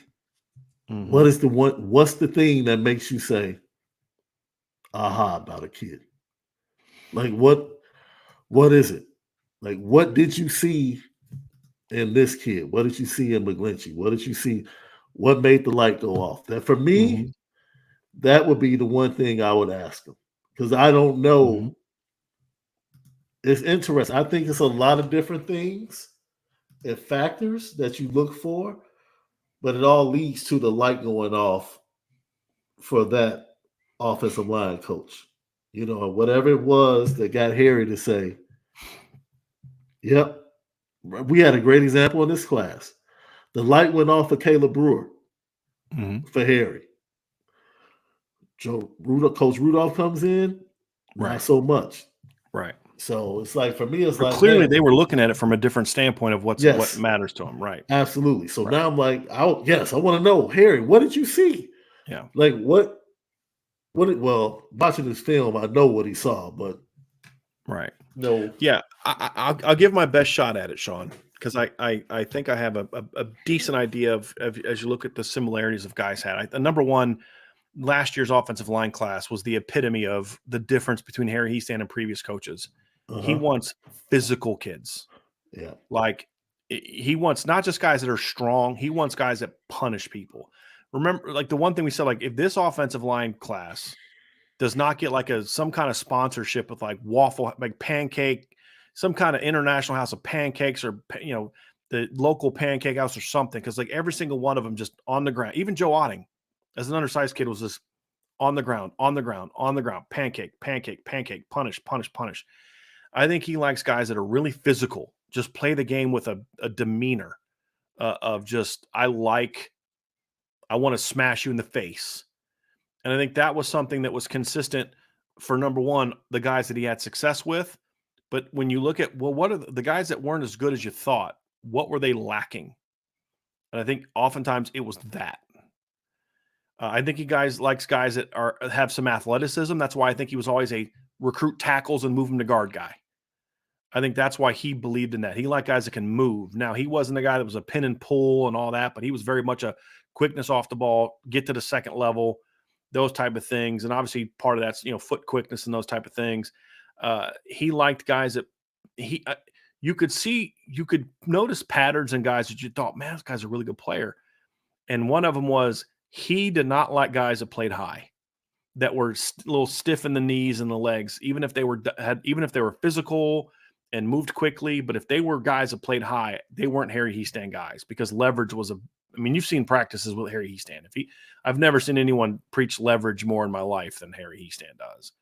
So I think those are different aspects of what he would look for in offensive lineman. And I think some of those things you're going to see most offensive line coaches might look for that, but what is the true value? Though all I say, what's the true value? Well, what does physical mean to you? It may mean something to you that it doesn't mean for me. And I think another thing is, I think Coach Hiestand really liked length. And that ties into the leverage thing. Leverage isn't just about playing high. It's also about leverage goes this way too. It's this way and this way. Or I should say this way and this way. He recruited got a lot of guys with length. And there were some exceptions. Robert Hainsey wasn't a super long guy. But most of the guys that coach, Liam Eichenberg wasn't a really long guy. But for the most part, he recruited a lot of guys that were tall and long. And I think those are the things that I felt were his things that he looked for the most. So it's like the last question in the chat. It's like, yo, it leans into what you're saying. Why is he mentioned? Because Harry Hiestand liked him. right. That's it. Yeah. Harry Hiestand liked them. That's good enough. Yeah. That's good enough. Yeah. Yep. Some interesting questions down here to get through, Sean. We got one here from Honked Off Byron, better than regular Byron. Okay. I don't know who Byron is, but all right, here we go. Which of this upcoming weekend's official visitors is the most important to land? Kingston, Keyshawn Flowers, Jalen McClain, or Malcolm Ziegler? Number one, I don't think Jalen McClain is going to be coming this weekend. I've said from the minute he's scheduled to visit, I'll believe he's going to visit when he visits, and I still feel that way. And all the rumblings we're hearing about the Ohio State visit, don't be shocked if that visit gets called off. This is a tough one, Sean. I want to say Kingston in a lot of ways. That's the easy answer, right? But part of me is just, I like Malcolm Ziegler a lot. And I'll tell you right now, if they end up getting in with Kennedy Urlacher, if they add Bronte Johnson and Malcolm Ziegler to this class, man, my feeling about this offensive line class raises enormously compared to where it was with the previous group. Where with Paul Menke's a good player, but he's more of a high floor, lower ceiling guy. Whereas Malcolm Ziegler to me is a little bit of both. Very high ceiling, very fast, natural football player. Oliver Miles is a low floor, high ceiling guy, which is what I think Kennedy Urlacher is as well. Very low floor, high ceiling guy. Yeah. And I'd feel so much better about a class with Malcolm Ziegler. So, but that's more about the need than it is about the player. Malcolm Ziegler, to me, is not the player that Kingston Viliama Asa is. The No. perception that Kingston brings to the table would be much more impactful More impactful than what he does as well. But if we're going to, so that's my ultimate answer. But if we're talking about most important from a need standpoint, the third safety in this class is far more important to me from a need standpoint than the third linebacker, whoever the third linebacker is. Like, I'll ask it this way, Sean. Okay, so we've already said who the best player is, and the perception-wise, it's Kingston. Taking a look at this question from a different angle, what is better, taking Bradley Shaw and Malcolm Ziegler, or Kingston and Oliver Miles? Oh, I like Shaw a lot. Right. What Shaw's problem is, Sean, he's just small. Yeah. Right? He's a heck of a high school football player. He's just undersized. He's so instinctive, man. He's just small. So you fear it becoming like a Prince Colley Prince kind of Colley, situation again. Some of the issues that we've seen with like J.D. Bertrand against some of the better teams, Drew White, where good football players, but just at times that lack of size and that lack of length can hurt you a little bit. Yeah. He's a really good high school football player. He moves well. He's just small. Yeah. And so that's kind of, but he's sort of the polar opposite of what they already have in the class. Because Teddy Reesack and Bodie Kuhn are long and rangy and athletic. They're just learning football. Well, at least that's with Bodie learning football. Teddy's got to fill out his frame. Bradley Shaw's, and if you've seen pictures of him, Sean, he's a pretty put together kid too. He is. But that's also part of my concern because he's not a kid that you look at and say, yeah, I'm going to be able to put 25 pounds on that guy. Right. And that's the concern. But he's a good football player. Like Oliver Miles is a really athletic kid. He's just not a great football player yet. He's got a lot of Ramon Henderson to him. So that's what I say, like, which combination would you like better? I think that's a very fair question. It's a fair question, but, most people, if I can get Kingston in the class, and the reason I say that, the more impactful people you get in the class defensively could impact other players that you're trying to add to the class down the line. And that's that perception piece that we're talking about. Yeah. That's an interesting discussion for sure. It's a good question. Patrick King says, big year for Coach Stuckey. He has proven he can recruit. If as good as a coach Hartman will flourish, Wake Forest wideouts could go get it for Hartman. I'll say this, Sean. I actually think he proved he can coach last year. Look, I know that a lot of people define success at receiver by numbers. And to a degree, that's fair. But you can't put up numbers if the ball's not being thrown to you. And I just feel like when I watch the growth that Braden Lindsey made in his 1 year under Stuckey as a technician, when I watched Jaden Thomas look from like a guy against Marshall that just did not belong on the football field to the way he played in November and in the bowl game, technically, when I watched the growth that Deion Colsey made from a technical standpoint, you say, man, this guy did a good job coaching. He can't throw the football for him as well. Like he's got a quarterback background, but he can't go out there and throw it. I think and this is where I think a lot of people, this is partly why I'm more excited about the receivers maybe than other people are, is because we watched the All-22 film, Sean. We saw these kids getting open. We just saw the ball not coming. Yeah. And that, that like we talk about, like there was 3 plays, I think it was 3 against Clemson. I'm like, Tobias is open by 3, 4, 5 yards. The ball just never comes, A part of it was the wind and all. I mean, I get all that, but they're like the Braden Lindsey game against South Carolina. We're like, he should have had like 7 or 8 games like that last year. Man. And that Braden Lindsey's development is enough. Yeah. For me. Because a kid like Braden Lindsey didn't have to buy in. No. He's on his way out. And had probably made a decision that his career was over before the season even started. Yep. As far as football is concerned. Let me go make 6 figures with this Notre Dame degree. Right. But he bought in. And you saw, like you said, watching the film, you saw the improvement. So, yeah, I think the buy-in that you get from the wide receivers shows, yeah, this guy can coach. Yeah.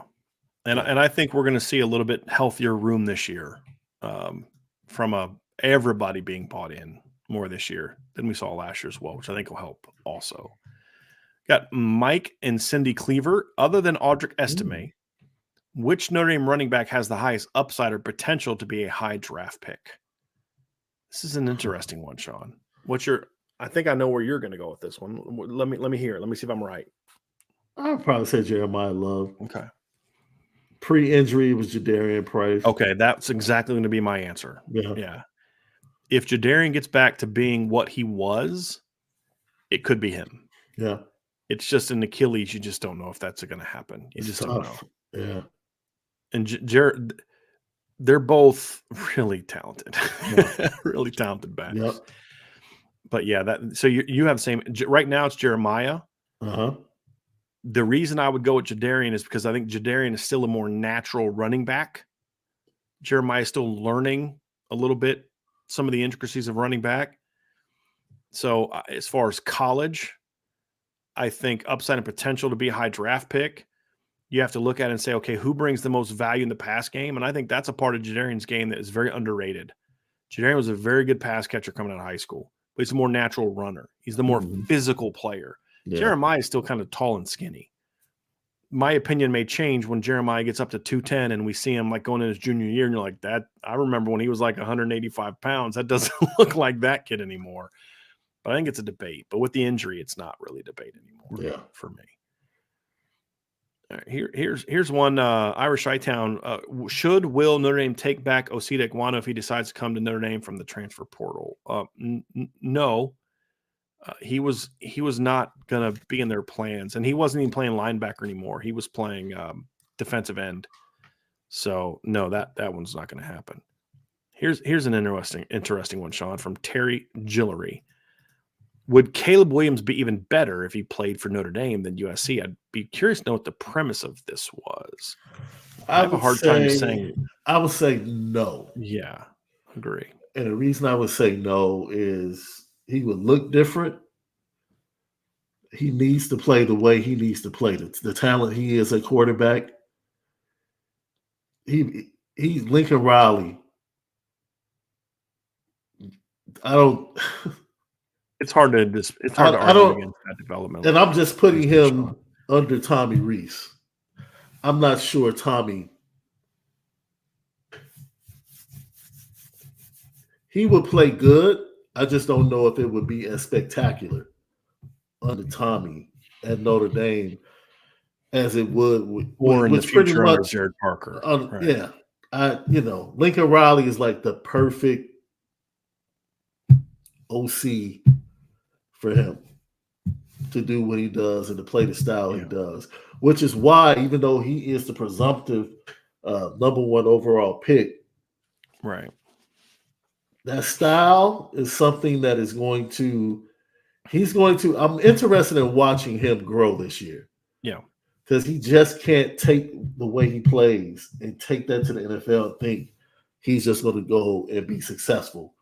No, my man, you're gonna have to stop playing off the cuff as much and really lock in and get things done from the pocket. Because all of that running around that you did against Notre Dame, you have a short career.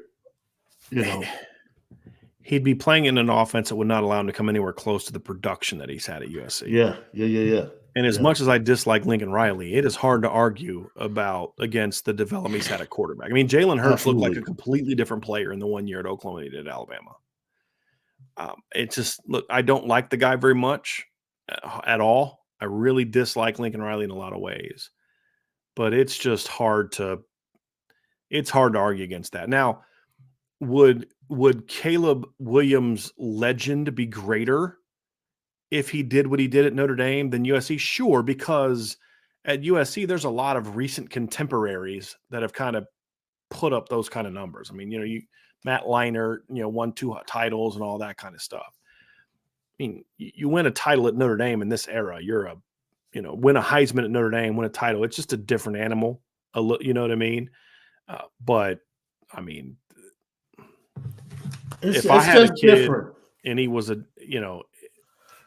you'd want him to learn But from like Lincoln Riley if it his, wasn't as a quarterback at least. that's like asking us what would Michael Jordan have looked like at North Carolina in comparison to another top-notch school. Dean Right. Smith didn't allow his star players to just dominate Right. like that. It was in a Right. team construct. Yeah.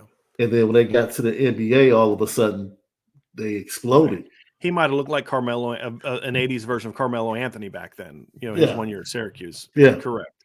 What was the absolutely. old joke? The only person who could stop Michael Jordan from scoring 20 was Dean Smith. Dean Smith. But you know what? He won a title. Yeah, I mean, it worked. That worked yeah, for them. That was his yeah, job, was to win championships. But yeah. it's hard for me to go anywhere. I mean, I don't know if you take out the person and you just look at the development of quarterback, I don't know that there's anyone I'd rather my kid play for right now than Lincoln Riley as a quarterback. The only other person in the conversation for me is Steve Sarkisian, and that's still not even close. Yeah. I mean, Ryan Day maybe, but I think that's more system driven than anything. Like, I don't know that I would consider Ryan Day a great quarterbacks coach. I think he runs a great system. I think Lincoln Riley's both. That's the difference for me as a just quarterback. I'm not talking head coach, it's quarterback related. Yeah. Here's one from Terry Gillery. He's got a couple that are interesting, Sean. If Minchie doesn't beat out Steve Angeli, is that on Gino Gaduli? No, it's on Kenny Minchie. Right. It's on the player.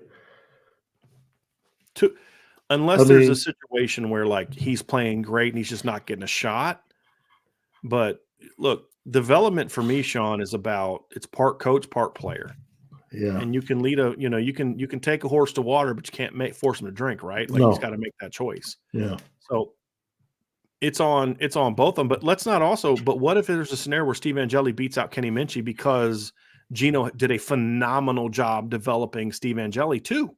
Uh-huh. And Steve's, gets a lot better. And all of a sudden what people think Steve Angeli is, he becomes because Gino does such a great job coaching him. That's the other thing too. Like, I'm not as high on Kenny Minchie as Steve Angeli as some other people. I'm just not. But he's a good-sized kid with a good arm, quality athlete, smart, and has leadership. It's not out of the realm of possibility that with the right coach, his game could take off. And Gino did a great job coaching up Kenny Minchie. He also did a great job coaching up the other kids. So there's always context that's required. If Gino just isn't willing or able to push the right buttons to get Kenny going, yeah, he deserves some responsibility there. But also Kenny's got to put in the work as well. So it's not a simple yes or no answer to me. Yeah. But I would lean more towards is that on Gino? I would lean more towards no as a quarterback. But that's based on what we saw of him at Cincinnati. So it's an interesting question. Here's the next one from Terry Gillery, Sean, that I thought was interesting. It says, does Dylan McCullough deserve even more props than Chancey Stuckey? I'm curious what you're going to say on this one, Sean. More props. I don't know if more, just different. I think the task at hand, I think Dylan McCullough came in and saw that there was production in the running back room, but the running back room doesn't have this or hasn't had this. So do you continue to go and get solid to good running backs and put them behind a dominant offensive line? Or do you say, man, we got this dominant offensive line, let me up the ante and go get higher ceiling running backs that can do even more damage behind this offensive line? And so I think he's taken that upon himself. And that's what led to Jeremiah Love ultimately being in the class. Chancey Stuckey, on the other hand, I think had to tear everything down. Yeah. Starting with the current guys on the roster. Mm-hmm. And then at the same time, go and recruit and bring in the guys that fits his model of the basketball team focus that he likes to look at things where each type of guy does this and does that for me. So two different tasks, but what Chancey Stuckey had to do, in my opinion, was a little bit more in depth, I would say. We can say they've both done a very good job since they got here, coaching and recruiting, right? I think Sean nailed the difference. Dylan McCullough didn't replace Audrey Denson. And if he did, then the results would be even more impressive. He replaced Lance Taylor, who was a solid recruiter. Tommy Reese really had Chip Long and Tommy Reese really are a big reason why the recruiting is the way it was. Tommy Reese was the driver of the Logan Diggs recruitment, and Chip Long was the driver of the Chris Tyree commitment. But Lance did a solid job. Lance was a driver of the Audric Estime commitment. But Lance was a good football coach, a better football coach than Autry. And he left Dylan McCullough with a much better running room than he inherited. I mean, you talk about Lance Taylor. What was Lance's first year, Sean? Was it 2019? I'm trying to remember what year he was hired. Was it 2019 or 2020? Give me a second. I'm going to look this up. His first year at Notre Dame was in 2019. He's walking into a running back room where it's Tony Jones, Jameer Smith, Sebo Flemister, and Kyron Williams as a freshman, because Autry did nothing, because you had a running backs coach who told A.J. Dillon, you're not good enough to play running back here, basically. We like you as a linebacker, right? You and I have had this conversation lately. Could you have imagined the 2017 offensive line with 2017 offense with Josh Adams as your starter and A.J. Dillon as your number 2 back, or A.J. as your starter and Josh Adams as your number 2 back? And then that 2018 team with Dex and A.J. as your 1-2 punch. But Autry didn't think he could play running back. And so we've talked about this before. He was a really bad recruiter. And I don't want to say anything else because I don't want to besmirch an Irish legend. But as a coach, it was not a good situation at all. He left Lance Taylor with a really bad situation. I mean, Tony Jones, Sebo Flemister, Jameer Smith, and Kyron Williams as a true freshman. That was a running back room. Then you fast forward to what Dylan walked into, which is Logan Diggs, Audric Estime, Jadarian Price, and Chris Tyree. And then Dylan brought in Jabron Payne to help solidify things. That's a whole different animal that you got to give Lance Taylor some credit for. And then now Dylan took it to another level from a coaching standpoint, made him even better, but he inherited a pretty good situation and then made that good situation better. And he's recruited extremely well. And the running back recruiting hasn't necessarily improved under Dylan McCullough as a team, Sean. I would argue that. The difference is before, the coordinators were the drivers of the current room, where now it's Audric. I mean, it's Dylan. He's the driver of the recruiting success. I mean, you talk to the Love family, and the primary reason that they picked Notre Dame, Dylan McCullough. Same thing with Aeneas Williams, same thing with Kedron Young.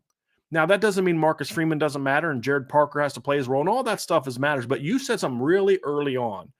Hey, you want to play for Marcus Freeman, but that position coach has got to be there too. And that's helped Notre Dame a ton. As Marcus Freeman gets you in the door and this and the other, but the guy that's got to seal the deal has got to be the position coach with the assist of those other guys. The problem in the past is there was no assist. It's just the assistant coaches were just left on to their own because the coaches or the coordinators in some instances, like, Clark Lee wasn't a very good recruiter, wasn't a great recruiter. And you had Brian Kelly. So, you're Mike Elson, you're Todd Light, some of these assistant coaches, you're just kind of, I got to do this all on my own kind of thing, So you got those assists, but Dylan's been the driver of the success at running back, whereas before it was kind of an OC thing.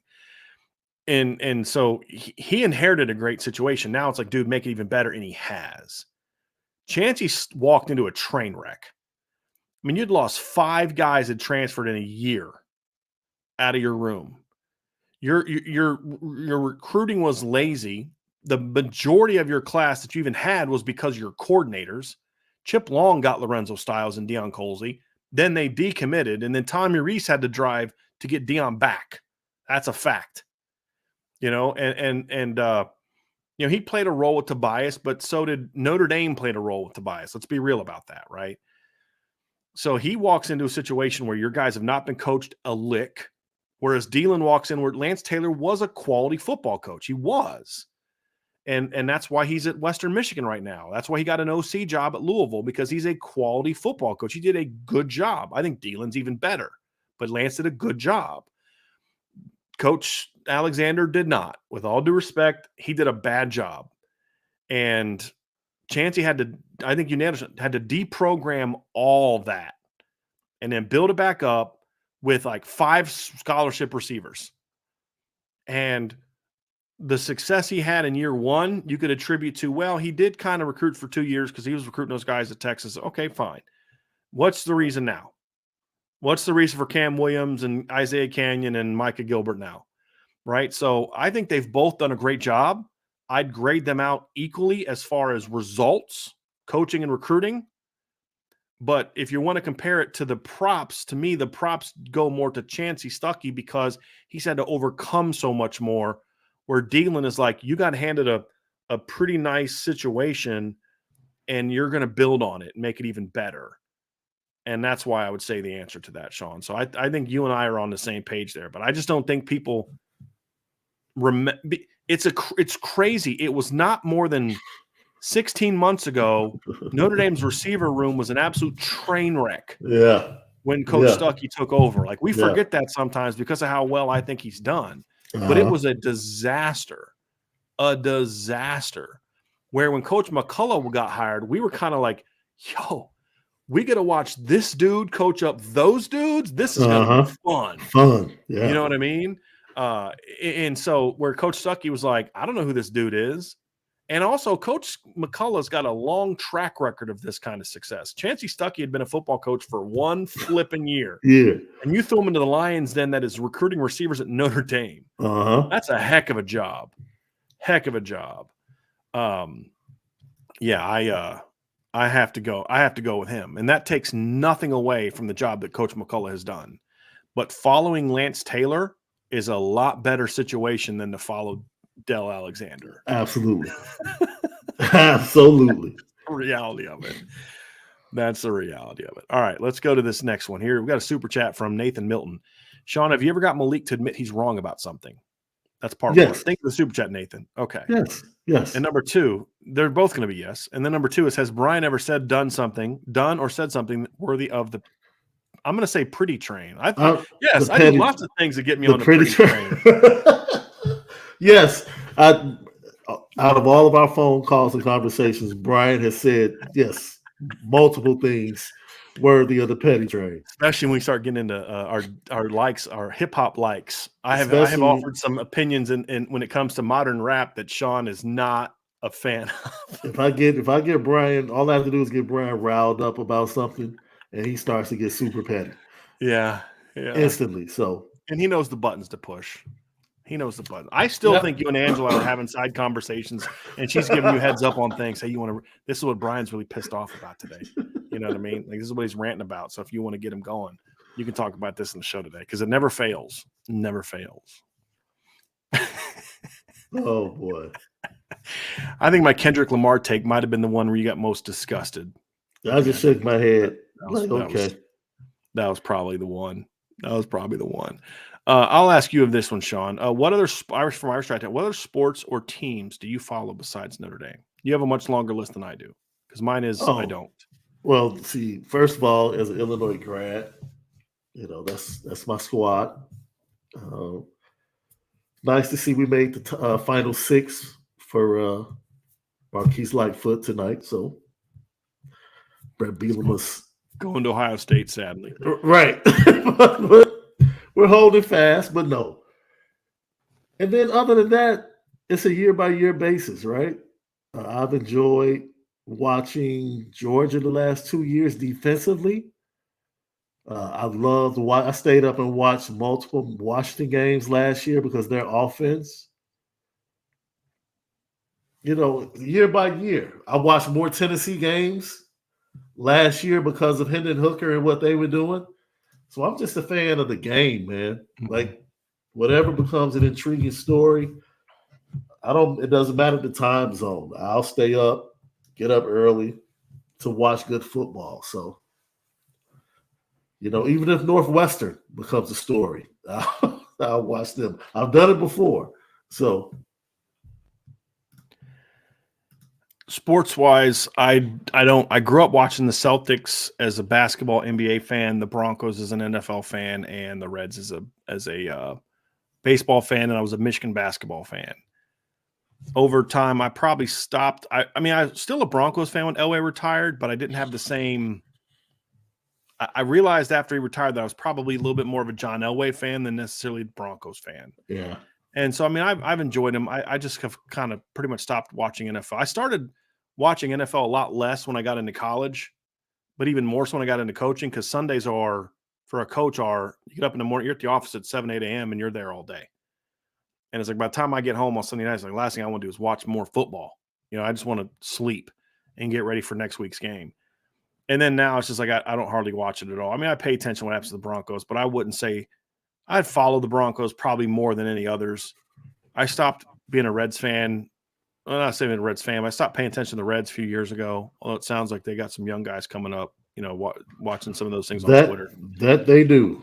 But I don't watch Major League Baseball anymore. And in the NBA, I mean, I still pay attention to what the Celtics do. I wouldn't say that I'm a fan. I don't watch a ton of NBA. With the NBA, ever since Bird retired, I've been more about I enjoy players more so than because I think that's kind of what I realized is I was probably a little bit more of a Larry Bird fan than I was necessarily a Celtics fan. But when the big three got together in Boston, Paul Pierce, Kevin Garnett, and Ray, I thoroughly enjoyed that. Uh-huh. So I mean, I still think the Celtics are probably my team, but I'm more of someone when it comes to NBA that it's more players. I hated the Bulls, but I loved watching Michael Jordan. I'm a Celtics fan, Sean. Do you love the Pistons? Do I love the Pistons? Yes. Probably dislike you can dislike a team and still love a certain player. Yeah, I loved Isaiah. I loved Isaiah, but I hated the Pistons. Yeah. And I'm also a Larry Bird fan. What kept Larry Bird from winning a championship as a coach? The Bulls. So, because Michael needed Larry to be on the sidelines to be able to beat him in a playoff. That's the reality of it, right? I mean, the old man back gave out. So I mean, that's the way it had to happen. Like I like over the years I've kind of more been a fan of individual players. Like I have zero interest in the Golden State Warriors as a team, but I have a tremendous amount of respect for Steph Curry as a player. I mean, he's fun to watch, right? I mean, so that's kind of more where I've kind of gotten to with NBA, Sean. College basketball, I don't really follow Michigan the way that I used to or root for Michigan like I used to. I'm just kind of more I'll just watch the tournament or big games. Like I'll watch Duke, North Carolina. I'll watch rivalry games now, but it's the same thing. I just don't have the time to watch all those for everything I got going on. Sean is right in the chat. He came close to getting on the petty train right there. Who did? Someone said that Celtics comment, that Bulls comment almost got you put on the petty train. Yeah, why would I like the Bulls? I hate the Bulls. But anytime Michael Jordan's on TV, you watch him. Absolutely. Dominique was like that too. Like I disliked the Hawks a lot because they were the Celtics like rival when I was older. Right? I mean, it was them and the Pistons were kind of Boston's rivals. But man, I loved watching Dominique play. He was like probably the most powerful dunker I've ever seen. Like Dominique was fun to play, but I hated the Hawks because that was the team you were concerned about, right? Yeah. So I'll tell you the team I probably hated the most was some of those late 80s, early 90s Pacers teams with Chuck Person.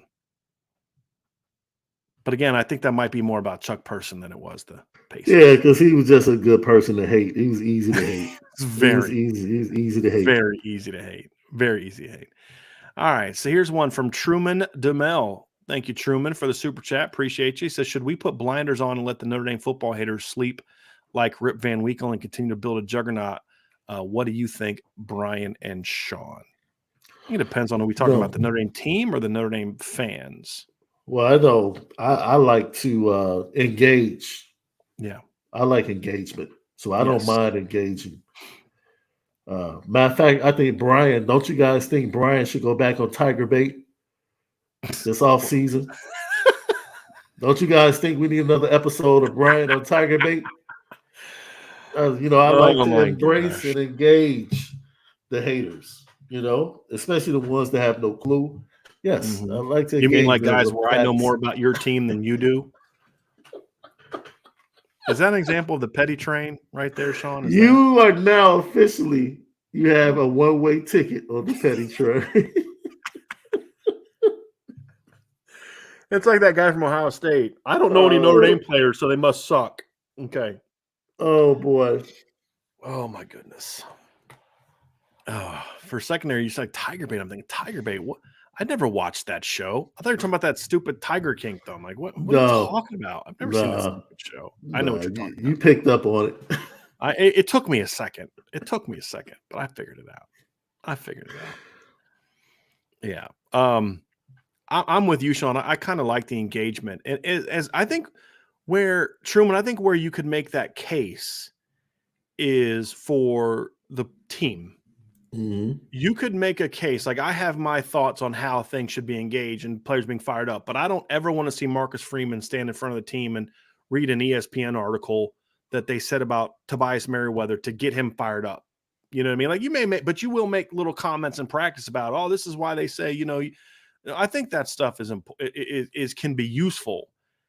I think you can overdo it as a team. As fans, what else are we going to talk about in June and July? I mean, this is part of the fun of being a fan, is looking at the disrespect or the haters or whatever else, and having, like in the past, was kind of like, man, I hate this because there's not a lot I can say to this. We do suck. You know what I mean? We're not going to win under Bob Davie. You know what I mean?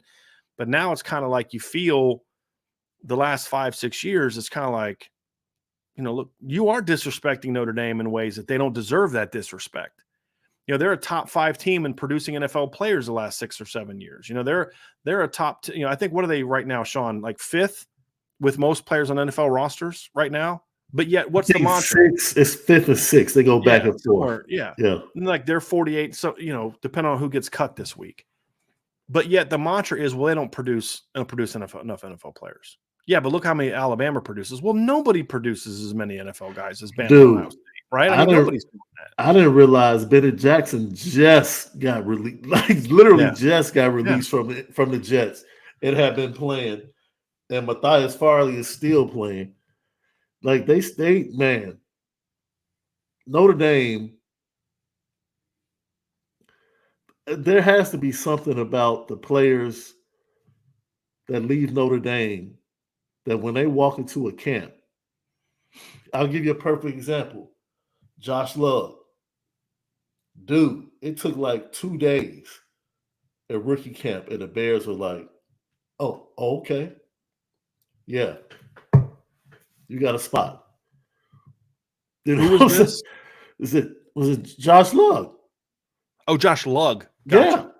Yeah, he got signed quick. Yeah. It was like a day and a half, and they were like, So there's something about Notre Dame, like you said, Notre Dame tight ends, like they're dependable. Notre Dame players are probably the most dependable players in the NFL when you take it to the full account of what you're being asked to do as a professional.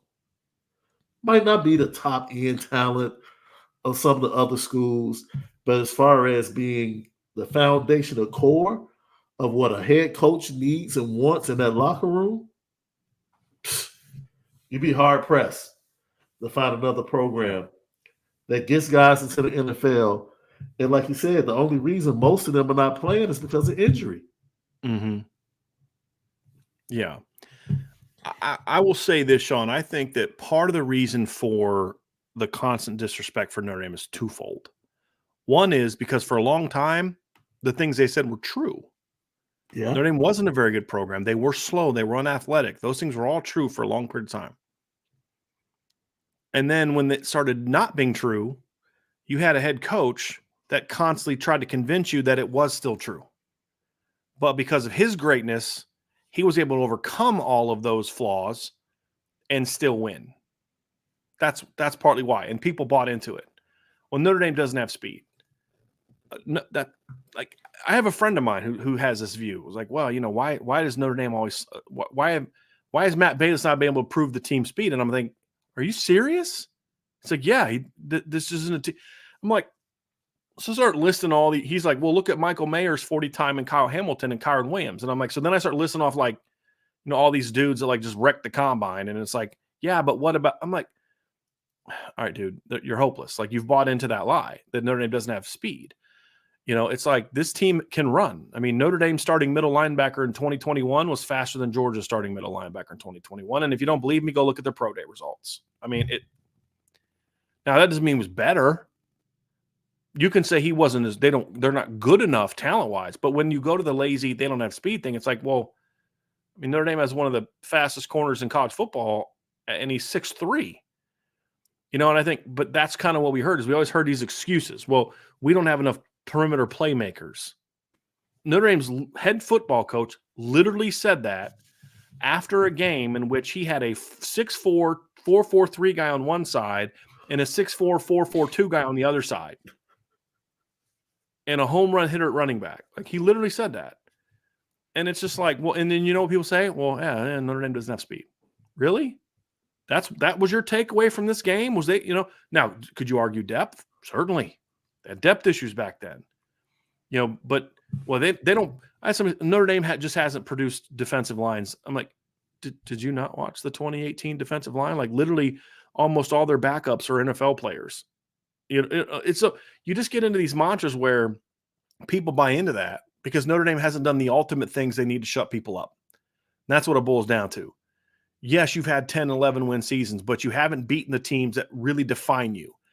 And the two times you did beat one of those teams, there was a big asterisk by it. No Trevor, no Mike Davis, no Tyler Davis, no Mike Jones, no James Skalski in 2020. Well, you beat Clemson again in 2022. Yeah, but it wasn't that Clemson. And it's true.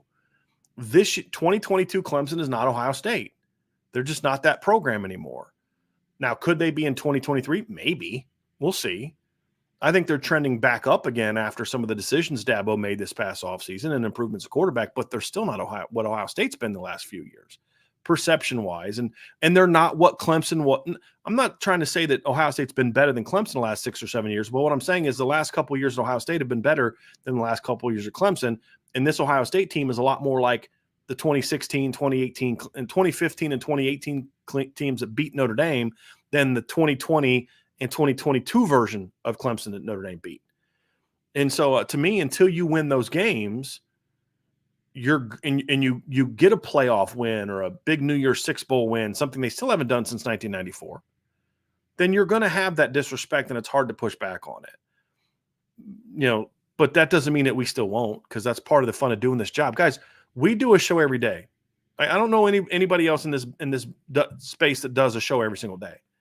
Right? So there's going to be times we want to talk about stuff like this, and it's going to be fun. And if you don't like it, you don't have to watch. But I think it's fun to kind of push back on some of that stuff, especially, Truman, when you actually have good arguments to make. And I think right now, looking at this Notre Dame football team, Sean, there's good arguments to make. ESPN is going to tell me that they don't have enough playmakers. Well, then you need to go talk to your people who do your recruiting rankings, because they apparently suck at their jobs, because every single one of these kids was a 4-star high-ranked kid. Every one of them. So, the only non-4-star is on Notre Dame's starting lineup this year, a skill player that for ESPN, Audric Estime. That's it. He was a 3-star according to ESPN. I think he's proven that to be BS. So that's a good question, Truman, but I just feel like it's one that is easy to – it's fun to push back on those things, especially if you think you've got a program that you think might back you up. You know what I mean? Like when you were doing it with Ty and Charlie and Bob Davey, it was like, I'm just out here being a fan because it's my job, but I know I'm going to look stupid once the season starts. You know what I mean? So got a super chat from Tyrell Wilson. Were Tyler and Logan promised starting spots? If not, why leave to be in the same spot on a different team? I don't believe Tyler was promised a starting spot. I don't know if Logan was or wasn't, but I think that it was made very clear to Logan the opportunity to be the guy. I don't think Logan was looking for a guaranteed spot, I don't want to have to compete kind of guy. I think he wanted to look at a depth chart that he knew he could go into and be the guy. And then he has to go earn it. And because I don't think Logan's afraid to compete. I think he's shown enough that he's willing to compete. I just think he wanted to be the guy. And I think he's got a better shot at that at LSU. You better hope John Emery doesn't get back to his previous form. But no, and I don't think Tyler was promised anything either. But being promised doesn't mean that you aren't told very good things about, hey, if you come do what you're going to do. I mean, I think Tyler Buckner knows if if you come do what I know you're capable of, look, this quarterback room may not be the greatest. I think you can play here. I think that's whereas at Notre Dame, barring Sam Hartman getting hurt, sorry, buddy, you're not going to play here unless it's in that role he had in 2021, and that might have been good for Notre Dame as a team, but I don't know if that was good for Tyler. It would have been good for Tyler because he needs to develop as a quarterback. Thoughts on that, Sean? I mean, you pretty much same page on that one. Same page. Same page. All right, here's a good one, Sean. I'm going to ask you this one. There's these last two that, and we'll get out of here after this. Johnny S. says, did you see the presentation that Amir Carlisle put together for the players called Closing the Gap? The little that I saw was outstanding. I thought, isn't that what you and I talk about, Sean, though, with Notre Dame? Yes. Do more to help these players understand like what's out there beyond football. And I thought that was awesome. And to do it when they did it when you had the current players, you had the incoming freshmen, you had some recruits on campus, like, and the way they did it, bringing in the pivot, the podcast form, it shows that they're evolving, and it shows that they have someone in the player development position that actually gets where college football is headed. Mm-hmm. And what attracts and what builds young men while they're there and when they're being recruited. So, tip of the cap to Amir Carlisle, what he put together, I thought it was genius. And I hope to see more of it. I hope to see more of it. You need someone in that position that has that type of forward thinking about the program. Right. And about getting these kids to understand that it's not just about being a talented football player. Yeah. It's what do you do with it? I thought Channing Crowder's comments about how, hey, guys, I've made more money after my career than I did during my career. Why? Not because he's modeling or and he's using his football. He's using his intelligence, his education, his all those things that you learn besides the football field to say, hey, you have to, but it was also his point that I took at least from it. I could be wrong, was this isn't something my career's over. I'm like, well, gee, what am I going to do now? His whole thing is, but like, I knew that I had to do this. I knew that I was going to go this way. I knew I prepared for the day when my football career is going to come to an end, and it just didn't catch me by surprise. That's something I've been very adamant about that college teams should have, and Notre Dame should be a trendsetter for, is you should have a program that's designed as kids go into their final year and out of, especially kids who aren't playing in the National Football League, to say, we're going to help you make the transition to your post-football career. And I'm not even talking vocationally. I'm talking mentally, emotionally, to where this thing you have committed your life to since you were a kid is now just gone. We just literally talked to Bennett Jackson, and he talked about that same thing. I don't know what my transition would have been like if I did come from Notre Dame. Right. He said, I can't even imagine trying to move from the NFL and figure life out if I didn't have the brotherhood, the network. Yeah. If I didn't have a CEO reaching out saying, hey, you okay? What are you thinking about? Right. Like, this all comes from Notre Dame. So you're right. And this needs to be, man, that's more powerful than, well, let me shut up because I was about to say something. Look, there's a reason why. There's a reason why most mothers. Hey, I hopped on the petty train today already. I'll be petty. It's a reason why the majority of mothers in recruiting love Notre Dame. And what you saw Amir Carlisle do is exactly why. Yeah. Because mothers look beyond the football field. Most mothers don't even want their sons to play football because of the violence of the sport. If they would be totally honest, if there was another way, the mothers of the kids that come to Notre Dame, I would say, are that way for sure. Absolutely. Like, yo, I know some other parents that are like, but look. Can I just say this too? I have found, especially in recent years, I'm also finding more and more fathers on top of mothers that are taking more of a. No, I'm talking the Notre Dame players. I don't cover other teams. I don't know, but I'm seeing more and more fathers that are also that way. That say, hey, look, we're looking beyond just what's happening in that 100 to 53 in the third kind of thing, and you know what I mean. Yeah. And I think that there's starting to be more awareness of this. And maybe this is just a Notre Dame thing, and it's not true outside of Notre Dame. I just only know of it true being with Notre Dame is I'm finding more and more dads that are that way too. Yeah. In the Notre Dame sphere, where in the past the dads were often the biggest obstacles to kids coming to Notre Dame.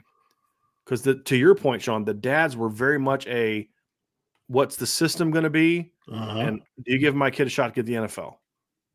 And there weren't a lot of questions about what about my son's mental health? What about my son's preparation? What if football is taken away from him? Those were the moms asking those questions.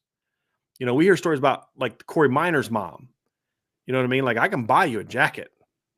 I can't buy you this. You know what I mean? And she wasn't standing in the middle of Notre Dame Stadium when she said that. She was standing in the middle of campus because she was thinking beyond the football field. And look at Corey Minor now. That's right. Who he is as a man. Right. Look at a Tom Carter. And it's like, yeah, you can't. I challenge any program in this country to line up post-career resume right with Notre Dame. Right. Heck, Joe Montana has made more money after football than he ever made. Joe Montana Brady Quinn's another one. Yeah. Joe Montana is sitting on a mint. Yeah. So, well, and so like, it is important. It's so important to have that push because it's harder when you're 16, 17, and 18 to think about your career being over. And this is the whole point because you've been doing this your whole life that you don't think about, well, football might not be there someday. Yeah, it is. I've only ever known this. Yeah.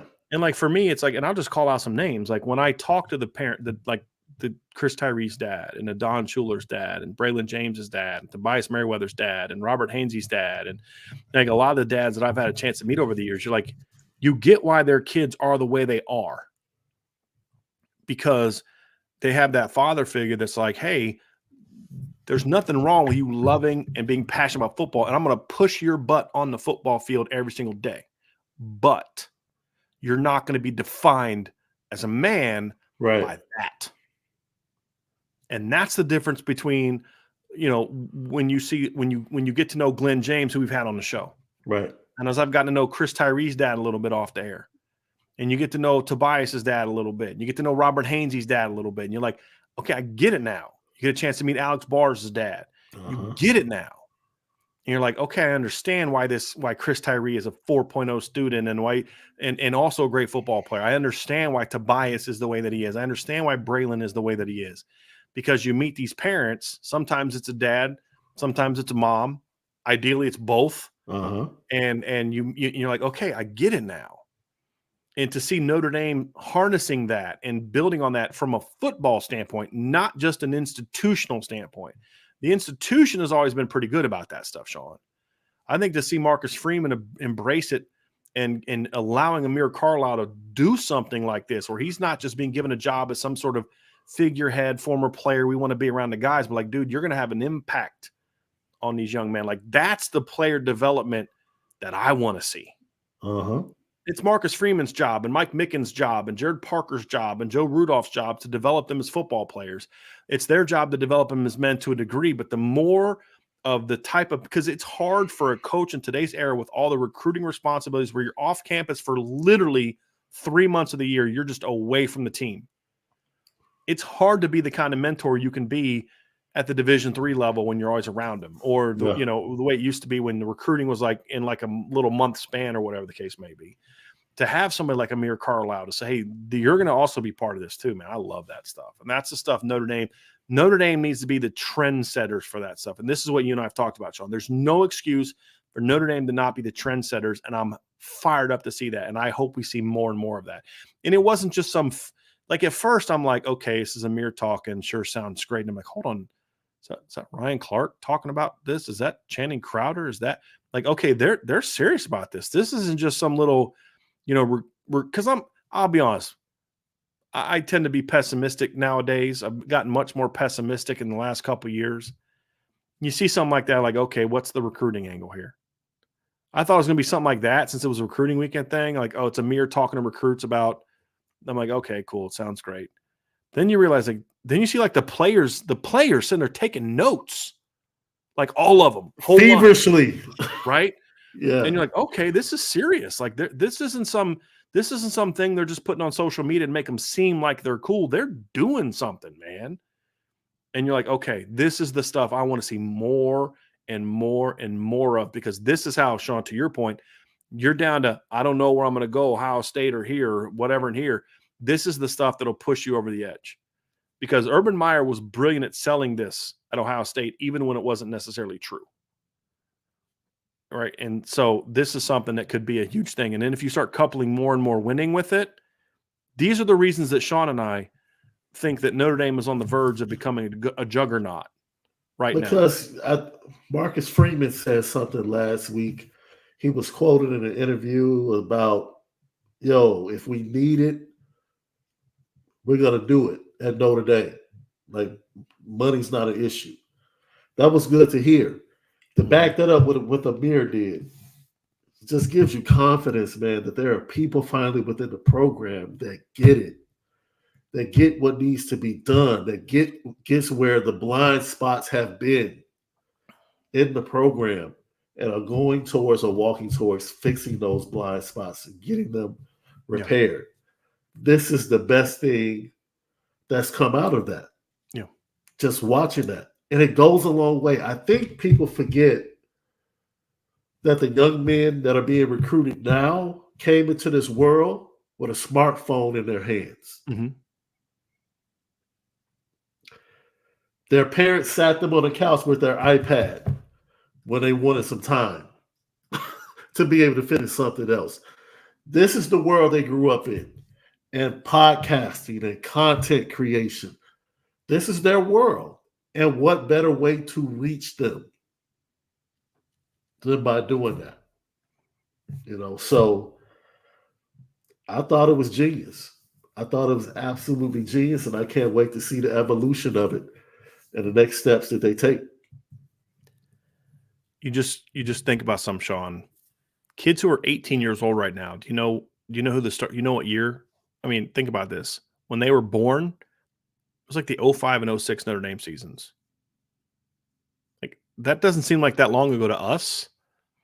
Like, you and I were talking about this. I think it was you and I were talking about this on the phone the other day. Like, what a lot of people don't understand is, like, people talk about this and this, but like when these kids were 6, 7 years old, current recruits, we're talking about the 2012, 2013 season.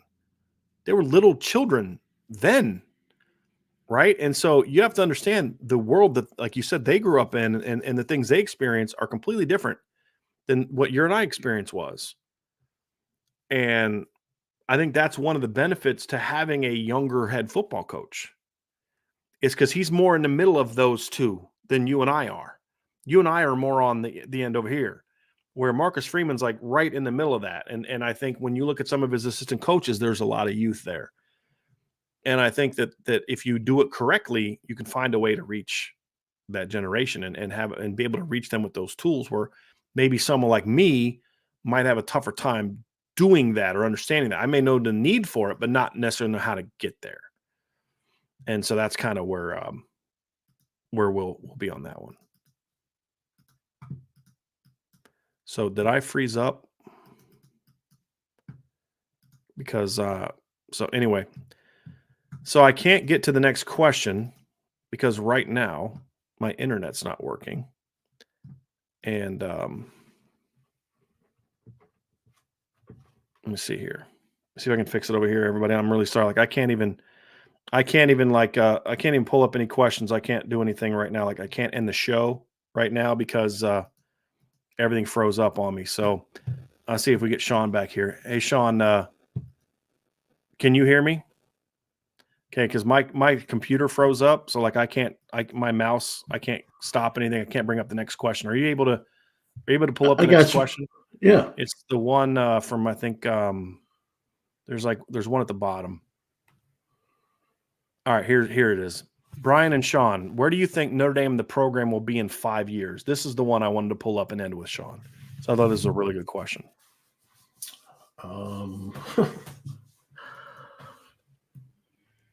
Financially, in a really great spot.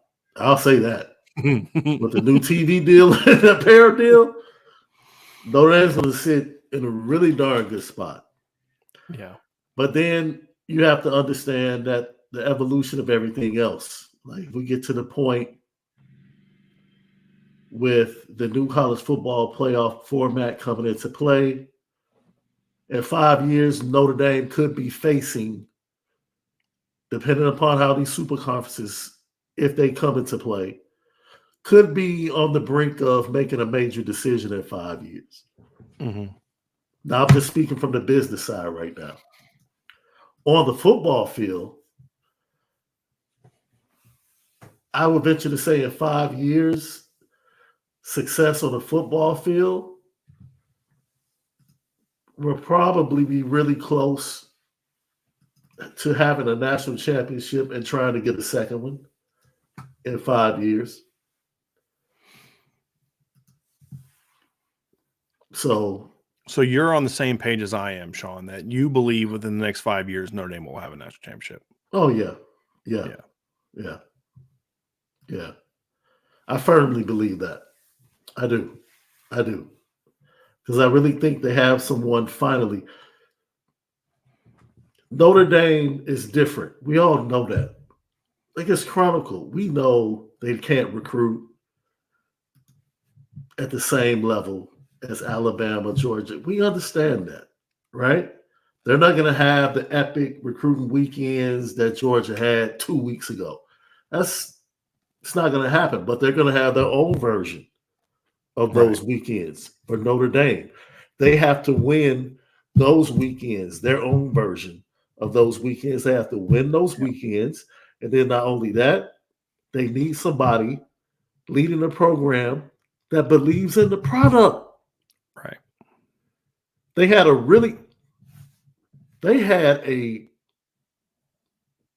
great head coach when it comes to X's and O's. In my opinion, I think Brian Kelly is a really good head football coach. In a lot of ways, yeah. In a lot of ways. But he didn't believe in Notre Dame. He just didn't believe in the product. And if you're going to sell the product, you have to believe in the product. And once you start selling the product, eventually people see through it and know that you don't believe in it. Right. And at that point, you're hurting it more than you're helping it. Notre Dame has a head coach that firmly believes he can get the job done in Notre Dame, and he believes in Notre Dame. Yeah. That, and and like you said, his youth, his charisma, everything that goes into it. Yeah, I think we'll be looking for a second national championship in 5 years. You know, we talk a lot about Ohio State on this show, Sean, because we have Ohio State fans, and what we've said about Notre Dame is, like, look, if you want to be, a national champ, you've got to first become the best team in your region. Mm-hmm. And I've always kind of said this. You talk about like why coaching matters. When I look at John Cooper, for example, he's from Tennessee, had never coached in the state of Ohio, was at Arizona State before he took over for Ohio State. He did some really good things at Ohio State, especially recruiting-wise. But he could never truly get over the hump because I don't think he truly understood Ohio State. That's why he got his butt kicked by Michigan consistently. Then you hire a guy in Jim Tressel who completely bought in to what Ohio State's all about. And that's why he had more success, won a championship, something John Cooper never did, dominated Michigan with what I would argue inferior rosters to what John Cooper often put on the field. When we talk about the greats of Ohio State, we often go back to the 90s when those were John Cooper teams, not Jim Tressel teams. Mm-hmm. I mean, Jim Tressel took a team quarterbacked by Todd Beckman to the national championship game, right? Now, that doesn't mean Ohio State didn't have players. Please don't get it twisted. I'm not saying, that Ohio State team that beat Miami had a lot of NFL players. but it wasn't, there was no Eddie George on that team, no Orlando Pace. I mean, they had some tremendously talented football teams back then.